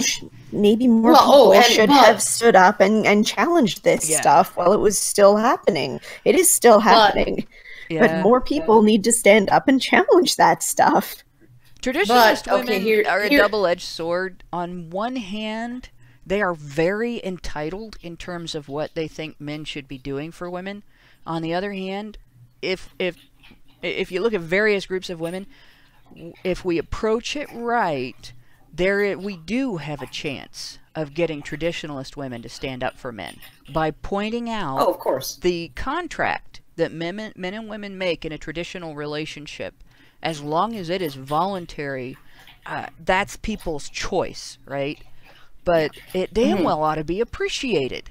If a man's going to make a contract like that with a woman, he's picking up the heavier end of the contract. And in a lot of ways, he's getting He deserves a sandwich. He deserves a blowjob. Forget the sandwich. Steak and a every day in my house. Every day in my house is steak and a blowjob day. Because that's a hell of a contract. I mean, that is a cushy contract for a woman. It's not bad. But what I wanted to say was that this sort of get a real doll thing. There are feminist articles out there trying to argue that those should be outlawed because they encourage the objectification of women. Oh my God, dog! If you start doing parkour, I'm gonna. That's pupcore. Yeah. Oh my God. But yeah.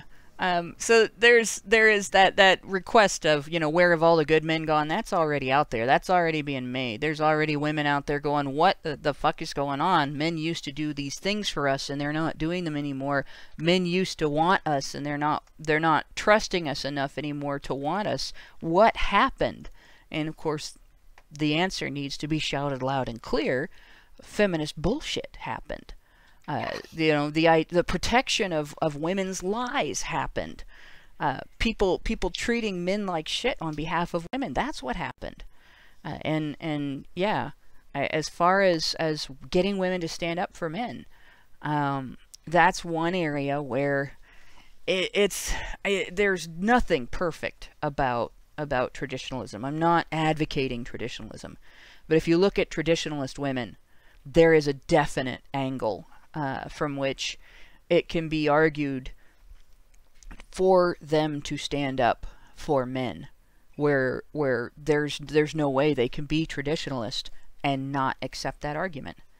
Frenchinator 2 gave us $2 in response to the paper snatch contempt comment, and said, "Is that paper rape, Hannah?" And I would say that is definitely a deep, penetrating question. Hooky Bukisa gave us $2 and related that hashtag Me Too is more like hashtag me. Boy, is it becoming that. They're actually arguing now over who's the bigger victim. Oh, God, and the Aziza Ansari thing, maybe that's going to be the thing that brings the whole edifice down. I hope so.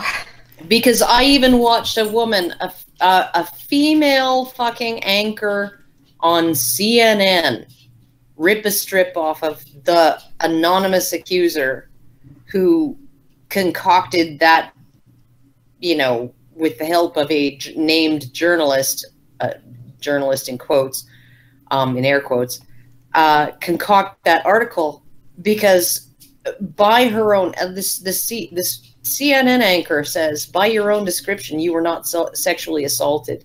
You had a bad date. Get over it. Oh, God. Right? And everybody I have seen talking about it has said, in response to her, he didn't acknowledge my many nonverbal cues. And everybody has essentially said, what's a really good nonverbal cue if you don't want to have sex with a guy? Keep your clothes on or put them back on. Yeah, seriously. On this subject, actually, somebody, I saw somebody post an image. I posted it in the live show thing here, but it says, it's somebody who tweeted, I don't know who this person is, but they said, women dismissing stories of assault with, if that's assault, then everyone I know has been assaulted, are so close to getting the point. Yeah. And it's like, what's the point? Is that the point? Assault is not a big The point is that it's not fucking assault. Oh my God. Well, but for this woman, clearly the point is everything is assault. And if everything is assault, then oh my goodness, then we're all living lives full of assault, and clearly it's not that big of a deal. But the world keeps turning, so right. The feminist conclusion, of course, is that it only matters when it happens to women. And when it happens to women, it's men trying to dominate and control. They won't acknowledge that it happens to men too, and they would never acknowledge that maybe women are trying to dominate and control, or that some of this stuff isn't really assault and it's not an effort to dominate or control anybody. So yeah, the point is feminists lie about human nature. Oh, they lie about everything, but we knew that. I mean, like what my bone of contention is with modern young women, right? Who sort of buy into this feminist thing, right? Where it's like, if you got dicked when you weren't 100% break out my pom-poms and beg, right, into it, right? Then obviously I've been criminally violated in some way. Right? Like if I actually give my boyfriend, okay, because I'm sorry, his libido is off the fucking charts, okay? Like there are days when I look at him after like session number 14 and I'm like, you're like wringing that thing out like a dish rag. Just leave it alone. You're going to break it. Okay? Like, you can take a break. Like, tomorrow is another day. Right? And he's like, no, I think there's still a couple more drops. Right? and I'm just like done. I just want to like get the dishes done or something. Right? And like, if I'm at the point where I would rather do the dishes than lie next to him and jerk him off or something, right? It's like that's like, because I've already jerked him off 13 times today, right? He is like a absolute freak of nature, right? And I am a highly sexed woman, but there are limits, right? And 2 to 3 times a day would be just perfect for me. Just absolutely perfect for me, 2 to 3 times a day. 14 times a day, it's getting to be a little over the top. But yeah, it reminds me of that joke. What does it cost me? What does it cost me? What does it fucking cost me to lie next to him and exercise my right arm and give him a hand job, and give him some kisses and cuddles and smooches while I do it, right? How is that Trump? Like, he really wants it. I want to make him happy. Like, how is this a massive imposition on me? It's like we act like carrying out the garbage is like just normal behavior, and like cleaning the toilet, just normal everyday stuff, right? Cleaning up kid vomit. Normal everyday stuff that everybody just has to do. It's just part of life. But jerking your guy off to make him happy is a violation of your autonomy. And suddenly it's traumatic. Yeah. And I'm like, what planet are these women living on? Oh my God, you jerked a guy off when you weren't super into it. Like, get over it. And everybody loses their minds. But it does. It reminds me, there's a meme that goes around, some lady writing a letter to some advice columnist, dear advice columnist, my guy is always horny. He never stops. He's constantly coming up behind me and fucking me, and it goes on, and it's like a whole page long, and about halfway through the page it looks like she's writing with a vibrator attached to her hand, and eventually you can't read. That's what Karen's life makes. I could just see her, she's doing the dishes, and then he comes up behind her, hey, by the way. Oh my goodness. Oh no. He doesn't. He's not like that. He's like, we need to go in the bedroom for a minute. Yeah. Then I start to negotiate. Then I start to negotiate. Okay, how long? Right? Okay, and then I'm like, okay, give me 5 minutes. Go in there and fluff yourself, because I'm really not interested in dragging this out. I have things to do. Well, if it's 13 to 14 times, I was going to say a standard session is between a half an hour and an hour for me and my husband. And if we were doing it 14 times, we would not have time for anything else in the rest of the day. Well, I'd be in that situation as well. I wouldn't be able to fit that many times. I will grant you 14 times is not every day. 14 times is just his ideal day.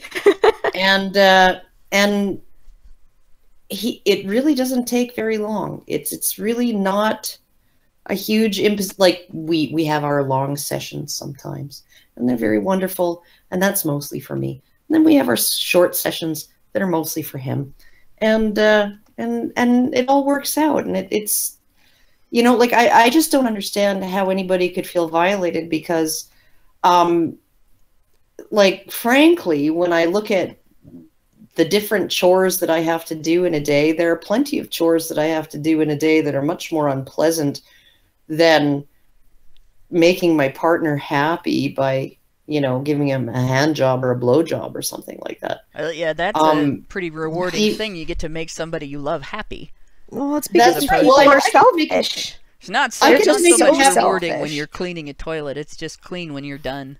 I mean, if you're OCD like me, it's different. Sometimes if I'm upset, I'll go clean things because I feel better because I've cleaned something. But aside from that, the idea of something even just being a chore, thinking of it as a chore, it still would be, it'd be a hell of a stretch to think of it as something traumatic.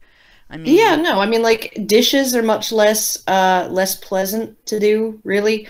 You know, cooking, I cook for him, and that makes him happy. I've wiped strangers' asses for a living, you know. It's not like, if you really want to make a comparison there. I just like I don't understand this thing. I mean, like, I did a live stream, or not a live stream, an interview with Bettina Arndt the other day. That's up on her channel. You should go watch it. There will be, I think she's splitting it into 3 parts, 3 videos of about 20 minutes each. And, but I mean, she's just blown away by the sense of entitlement of women who, like, because we know the research shows that men think about sex more often than women on average. They fantasize about sex more often. They masturbate more often. They want to have more sex than women do on average. Okay? And so you have this marriage, and she all of a sudden, 5 years in, decides that the sex part of the marriage is done. And for the rest of this man's life, until death do us part, he's supposed to exist.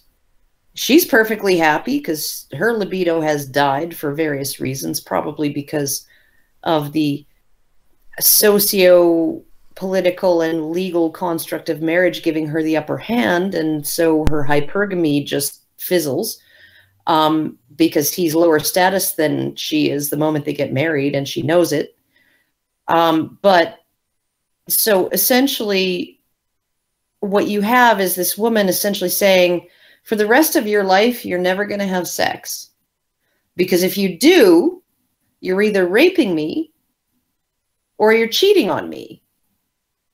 And either way, you're in big trouble.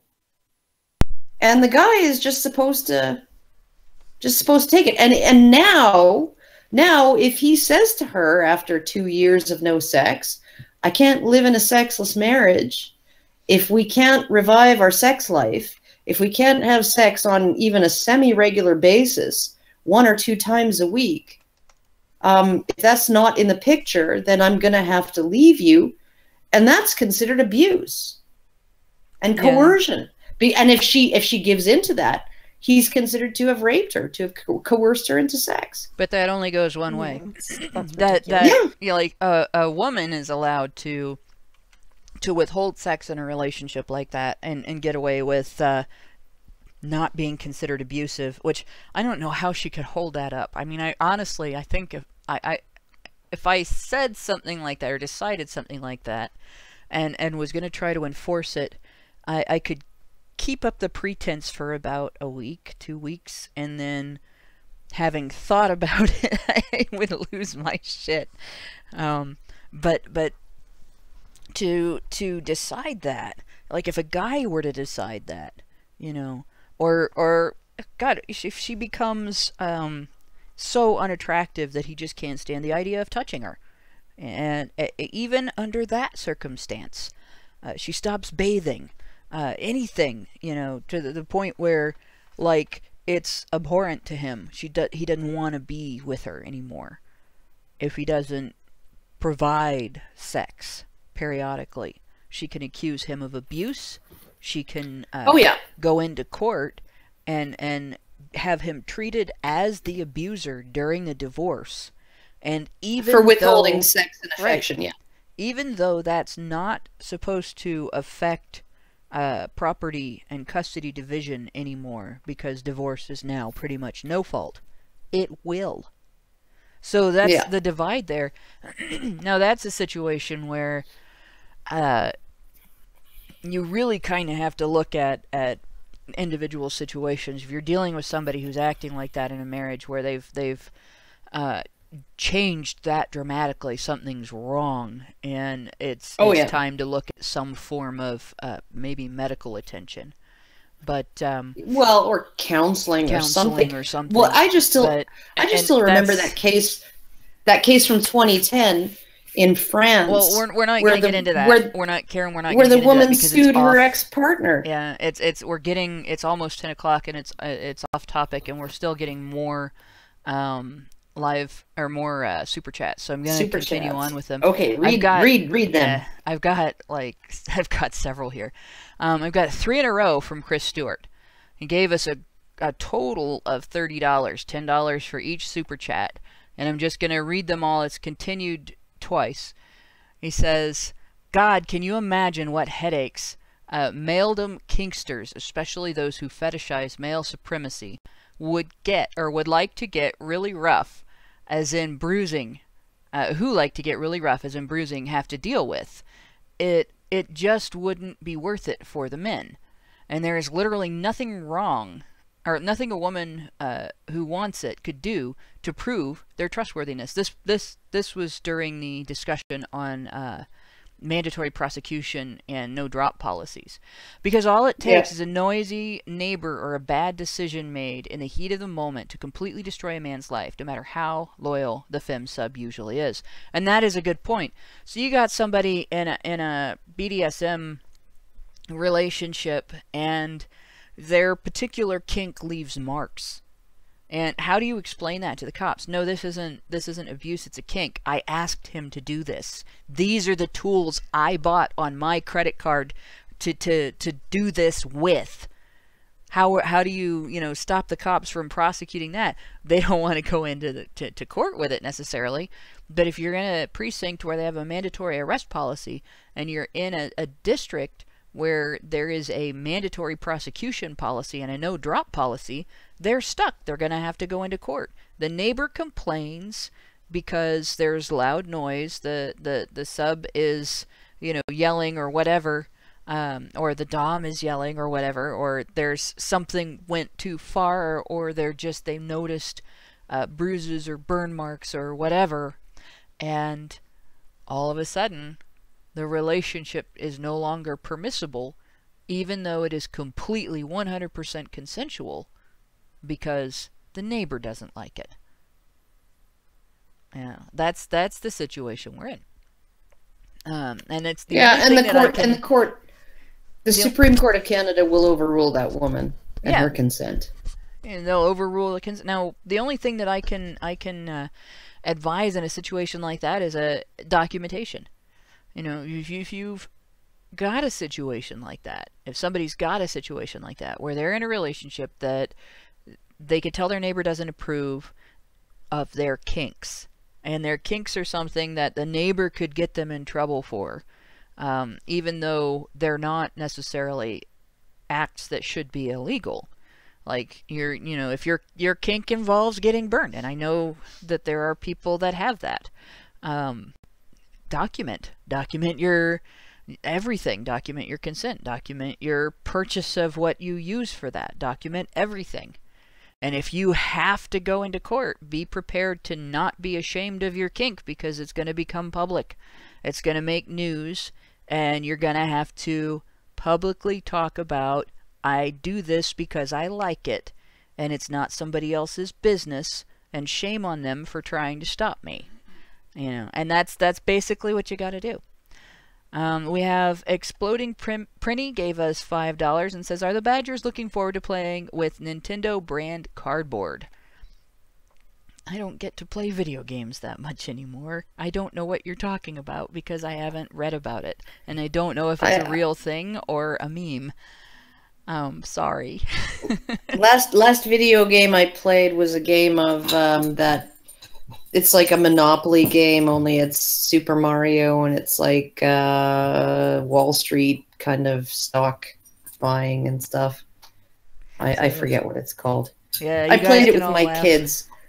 I played it with my kids on my son's 15th birthday or something like that. So. I don't even do anything regularly anymore. The most I get to do now is a couple of flash games here and there. That they're the kind of thing that you can do a thing in it and then let it go for a day or two, and then do another thing in it and let it go for a day or two, or you can do a thing and let it run while you watch. I don't get to be a real gamer anymore. So, and it sucks because I miss it. But I don't mind too much because of the things that I am getting to do. Getting to be involved in this is huge. So somebody will have to explain Agreed. to me what that is, because I haven't even seen it on Twitter. Field of Bears gave us $5 and says the state is used as a weapon against men. What if feminists didn't have that option?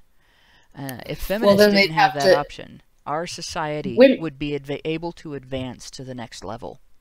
Women would have to bargain fairly with men. There would have to be an enforceable social contract between men and women, and it would have to be worth men's while to enter into that contract, and so women would have to make it worth it. That's really all there is. That is what feminists are afraid will be the result of the men's rights movement. That is why they are afraid of us, because they don't want a fair bargain. Hoki Bukisa gave us $5 and says, I didn't want to get intimate with him, so I sucked his dick twice. Yeah, that was the story, wasn't it? That bad date. That just but let's not forget. Let's not forget, he served her white wine, and every wine snob knows white wine is the kind of wine that people who should be drinking beer drink. Just like Merlot is the kind of red wine that people who should be drinking, plebs who should be drinking white wine drink. So, Pinot Noir is where it's at. So really, including the fact that he served her white wine and not red, was a comment on the fact that he has no class, that he's some kind of jumped up guy who is really low rent, but has unearned status, blah blah blah. That's the only thing that I can think of as to why that was included, was a diss in terms of his level of I guess sophistication and all of that, and essentially trying to describe him as low rent and plebeian and classless and gauche and all of those other things, right? Yeah, now, so there's a question for you in the chat. What kind of wine is for whiskey drinkers? That's from Yanober. I have that question myself, actually. It's called Kentucky wine, and you brew it in your bathtub. Okay. Well, I haven't done that. I don't think you want to brew anything in my bathtub right now. I haven't cleaned it in a while. I have a bottle of wine called Apothic Inferno that's brewed in whiskey bottles that I happen to quite like. And I'm a Scotch drinker, so there you go. That's my suggestion. And to be honest, I'm not really a wine drinker at all. And for a while, I had, like, my doctor was all, oh, you got to drink red wine for your heart. And so I found a Concord it is actually a kosher Concord. It was the one that I ended up liking the taste of. That was sold at a grocery store. And I drank that for a while until I read somewhere that you can get exactly the same benefit from eating red grapes. And so I don't drink wine anymore. I eat red grapes and I drink my goddamn beer, and I'm fine with that. I also read that dark beer has sulfur in it that is good for your heart, so that's my alcohol for my heart. I drink dark beer, and that's it. But I'm not really, I guess I'm not sophisticated either. So I don't drink alcohol. I don't drink alcohol for my heart. I drink it for my liver and my brain. Well, I drink it because I like it, but I pick which ones I drink for healthy reasons, But except for when I want whiskey, and then I don't give a shit. But but yeah. So if I'm gonna do that, I'm gonna do it because I like it. There's no point in doing something that you don't like. If I'm gonna do something for my health, there's a gym down the street, and I can even walk there. Exercise is really good. So yeah.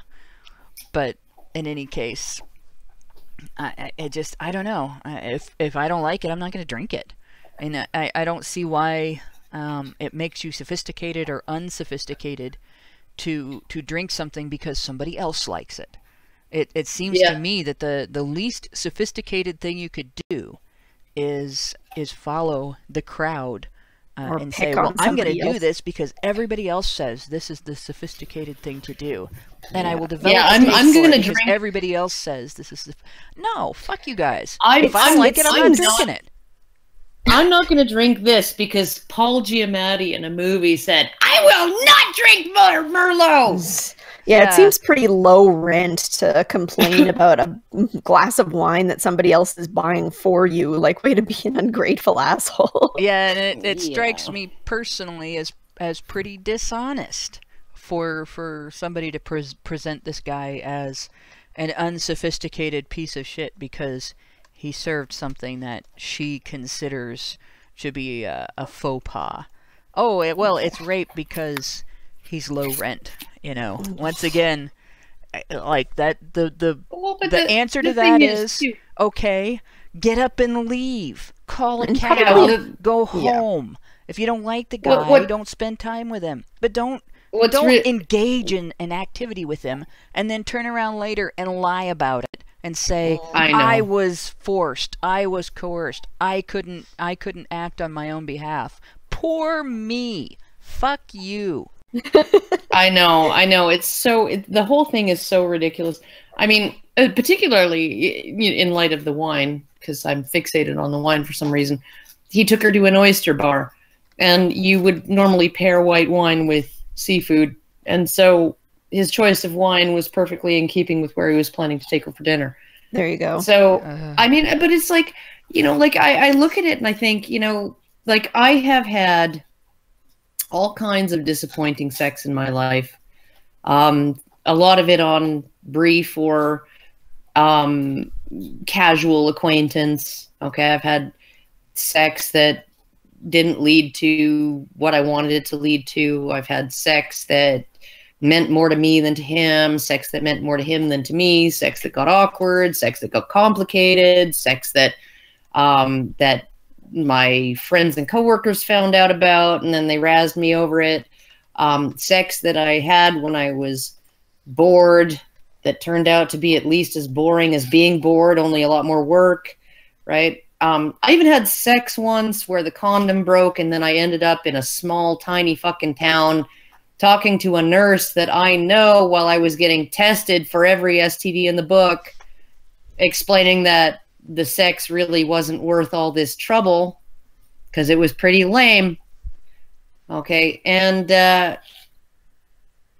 those were all my decisions. Yeah, that's Right? that's my point.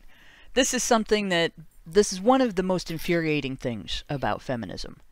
The way they lie about women's agency, and they talk as if they are trying to impart to the world that women have agency, that women's agency is the same as men's agency, and so on. And then they turn around and they pull this shit, this idea that a woman can make a solid choice. I am going to do this thing. I am doing this thing now. Reach out and participate in this thing, and turn around afterwards and say, but I was raped, because the reason that the woman made the decision was because she didn't want to confront something, well, that wasn't a real threat, or that wasn't a real compelling reason to cringe or away from, like, well, I don't want to deal with the inconvenience of calling a cab to leave this guy's place, and he obviously wants to have sex, so I'll just have sex with him so I can spend the night at his place. And then later, oh, well, he would have thrown me out in the cold. Poor me, Oh I was raped. gosh. It just... Excuses. No, you weren't. You weren't. Seriously. I had a beer, and now my consent is invalid. No, it's not.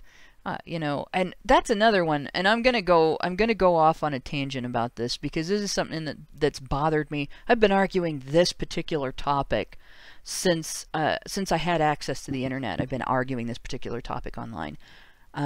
Feminists try to make it out like contract law should cover this.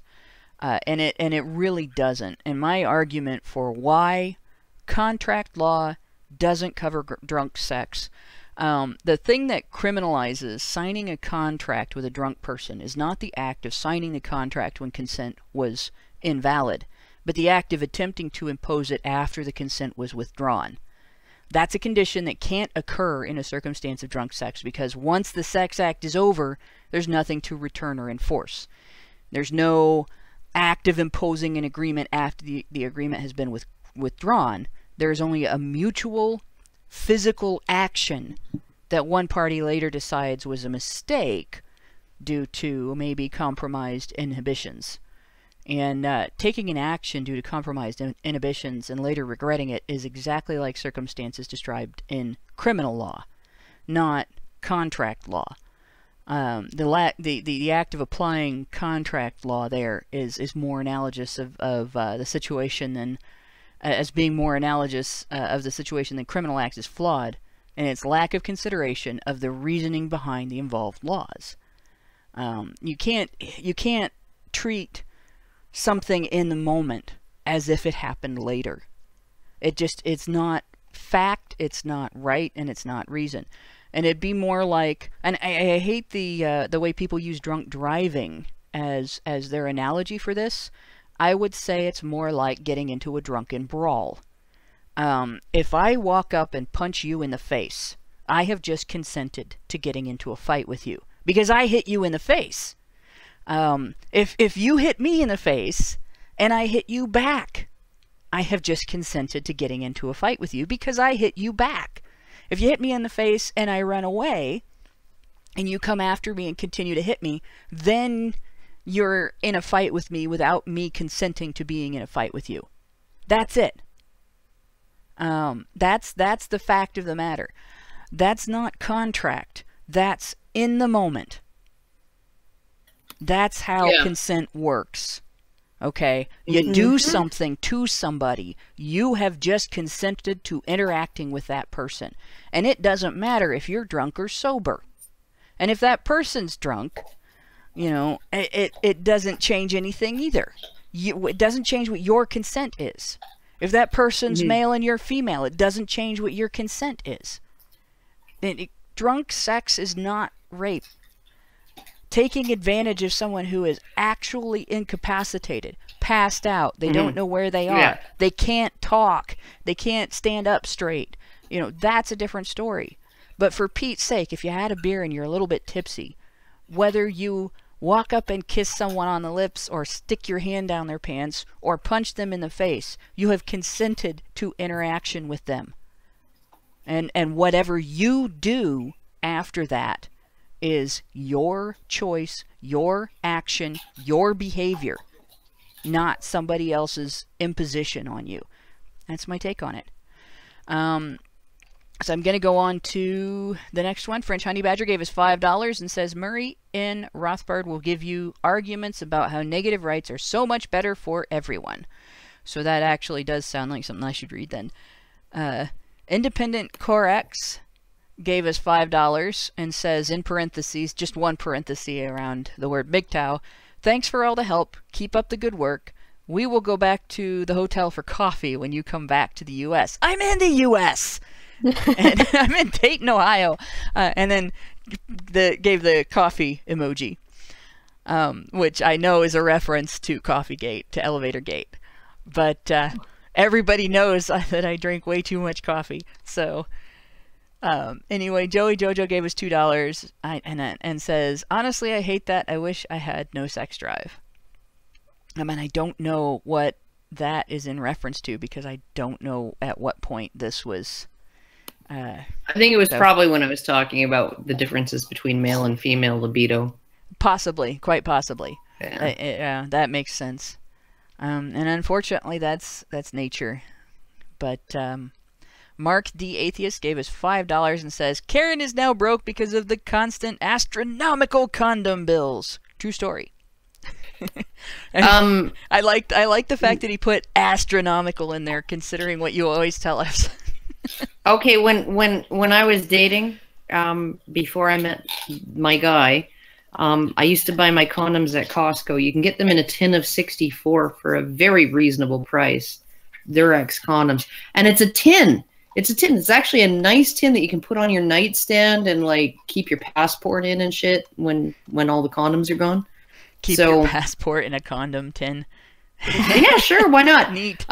You know, or like your spare change, or like, you know, like random toiletries or something like that, right? It's a nice big tin. But yeah, that's what I used to buy when I was single and dating, but not anymore. So, Well, hey, you're lucky. You're not allergic to latex. They're a lot more That's expensive true. if you are allergic to latex, and finding out that way Oof. that you're allergic to latex. Oh, that would really suck. Not fun. Almost makes a hole in the wall. We'll just say that. And it's the really bad thing about it is, like, you don't find out necessarily immediately, like that at No, first you stroke, find out right? later. Because it's not constant contact, and in the same exact spot, except at the very opening. So you end up with this situation where you're going along and things are feeling great, and then all of a sudden it feels like somebody lit a fire down there, and then, you know, poured gasoline on it, and maybe some fire ants, and you're like, holy fucking shit. And then you Not go through the fun. wall, and then you go And then looking for you the were like, is expensive this condoms. some weird fucking variation on the cinnamon challenge? No, you're like, are we going too fast? Is it catching on fire? And like, holy shit. Nope. Latex allergy is a bad thing, especially on a mucous membrane. And okay, I'm not gonna say Yeah, it. but 'cause that would- now they have started making, and the bad thing is, like, the substitutes are not as flexible. So, but now they make they're starting to make silicone ones and everything, and they're better, but they're expensive, which also sucks. But at least there's an alternative. Well, So- silicone is nicer anyway because, like, I had to buy silicone pacifiers for all my kids because they couldn't stand the taste of latex. yeah. So, yeah, Yeah, because so it just smells bad and it tastes bad. It's gross. Yeah, and like, it's one of those things, like, how do you find out the only times you find out you have an allergy to something like that is at the dentist's office when they stick latex in your mouth because you got latex gloves, and they don't use those as much anymore because so many people have that allergy. And you, Or you a find dental out dam or something. yeah, or you find out with a dental dam or condoms, and boom, you've just put it on a mucous membrane or some other sensitive area, and it's just like it's not fun. Getting So willies just over here. like, if you don't feel bad about spending a shitload of money on condoms unless you're spending a shitload of money on non-latex condoms, because that's just no fun. Xeranx gave us $10 and says, saw this tweet today. Imagine if men viewed sex as something they can give to women rather than get from women. My reply, you'd assume he thinks he's God's gift to women. Never learned reciprocity. All I can think of is, all right, this person is the person who tweeted that has never actually had sex with a man. I know my man's always trying to give it to me. So. Well, the thing is, if men didn't view sex as something that they give to women rather than something that they get from women, the woman's orgasm would not be the most important part of the experience. And in every type of porn that involves women, the woman's orgasm is the most important part of the experience.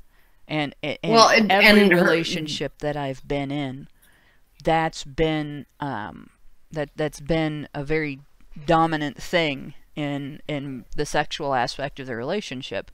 It's always been important to the guy, and it's the reciprocity should be there. It should always be there. It's always been important to me, but I guess there are a lot of women out there who don't give a shit if he finishes as long as she does, and doesn't understand. The women don't understand that not going both ways is them seeing sex as something men should give to them, not men seeing sex as something women should give to men. Your orgasm is your experience, right? But it's important to your partner when you're a woman. It should be important to your partner when you're a man. Well, yeah, she's got it backwards. Well, I would say too with porn, right? 90% of the camera work is on the woman's face or her body. It's very much focused on what she's experienced. Yeah. Well, there's women's orgasm compilations. Yeah. And then the men often act as kind of a universal cock. It's kind of like they're a placeholder, and the woman is the center of the entire thing. So, like, well, I don't understand this disconnect, right? Like between a great example, actually, of one of the lies that feminists tell about women. It's an example of the lies that they tell about everything. Like sex is inherently reciprocal. It's inherently transactional. It is inherently two people who get together and they say to each other, "I'm going to give you pleasure." Yeah. Right? That's essentially what they do. And in return for the pleasure that I give you, I'd like something in return. And it might not be sexual pleasure. It's not always sexual pleasure that you get in return. You might get gratification because you've pleased your partner. You might get affection. You might get snuggles. You might get whatever, right? But you're getting something out of that. And so or if you're really cynical, you give him a blowjob and then take his credit card and say, "I'm going shoe shopping," and he's in a daze and goes, "Okay," right? Certain person that I know and is a friend of mine and whom I hope I have reformed to a significant degree over the years that I've known her, and turned her into a real human being instead of somebody who gives her guy a blowjob, takes his credit card, and announces she's going shoe shopping. Or puts the bag of kitty litter and the bag of potatoes on the bottom of the cart and walks out of the store without paying for them. Oh, and, that type. That's No, nice. knowing that she can always just say it was an accident. Oops, I forgot they were there. Right? If she and I was like, "What the fuck are you doing? Like, really?" And then like I gave her a big lecture, and then a month later she phoned me and said, "Thanks a lot. I just paid for kitty litter. I never asked you to make me have a conscience." Oh well. But It's the truly thing is, terrible. yeah, I run into that. You would be amazed at some of the shit people pull. I mean, everybody knows I worked in retail. It's just, and I'm sure your daughter has some similar stories. Just people pulling stupid shit. I used to have people using their people using their young children to steal and lying about it. Of electronics. And it's mostly women. Yeah. But going on, we have Field of Bears gave us $2, and says port has a really high ABV, but is really sweet. And then he gave us another $5 and says white wine also has a reputation for hitting harder. Well, it probably does, but that's not why I drink. I don't drink to get drunk. But red wine turns my teeth blue, so. Oh, that's fun. That's not so great. Got one last one here. Disillusioned Jelly says, "Are you guys done with the stream soon? You guys have distracted me from my thoughts, and I need to go take myself for a walk to find them again. Also, Allison, stop having kittens. Take my dog with you." Is that take my dog, please? Take my dog with you and don't bring her back. Oh, jeez, that's hilarious. But I would say, yeah. We are going to be done with this show soon. We just had a shitload of... you guys are awesome. Thank you a million times over for the numerous super chats. That's extremely flattering that we get that many. But it is that time of the night. Actually, it's a good 40 minutes or so past when I would normally try to start stopping the show. Yeah, a little bit. So, just to... And now it's time to say But I've got oh gosh, we got Another one. more. We got another one. Holy shit. Well, we can't end the show without one more. Disillusioned Jelly gave us five euros and says, "Gladly, Karen." So Yeah, take this fucking dog. You will regret it, there but we are. I will be glad. Anyway, as I said at the show's beginning, my mind was blown when, upon witnessing legal tolerance for women's perjury in intimate partner violence cases against my friends, I realized how much society condones lies perceived to benefit women, and in particular when the woman's accusation itself is a lie. Then I heard arguments that intimate partner and sexual violence conviction rates affected by this tolerance for women's lies somehow proves men's malevolence. And I said, what is this shit? You know, what do you do when you're dealing with such an obvious lack of logic? What can you do? What are you going to deal with in this situation?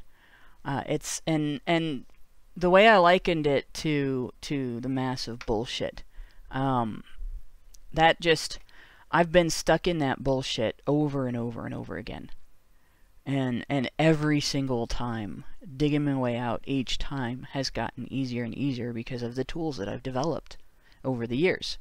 And the first need really is that shovel to dig your way through it and find your way back to solid ground. That's what I want to do with this show. I want people empowered to fight back against tolerance for these lies. The lies that are promoted and protected by that tolerance. Not just perjury in court, not just individual women's lies, but feminism's lies. In particular, I want people armed with the tools they need to fight back against women's lies, men being blamed for those lies, lies feminists tell about men and women, demands placed on men as a result of their being blamed for those lies. To provide our listeners with the tools to dig out of the bullshit, maybe even get the people around them questioning, why are we tolerating this shit? You want people aware that they don't have to tolerate a damn thing, because right here, we have a whole shed full of tools to work your way through all of it. Clean it out of the discussion and get on with our advocacy. Most of all, I want men who can assert their own truth without a fear of the lies that society facilitates women telling. If that sounds like something that you want more of, then please consider supporting me and my efforts in arming fighters, and support the Badgers at feedthebadger.com. And with that, I thank everyone for listening. I thank my co-hosts for doing this long show. And I thank everybody involved in making Honey Badger Radio happen, and making Badger Talk happen. And especially these poor guys that are going to have to go through and find all of the good parts of this long-ass show. Good night, everybody.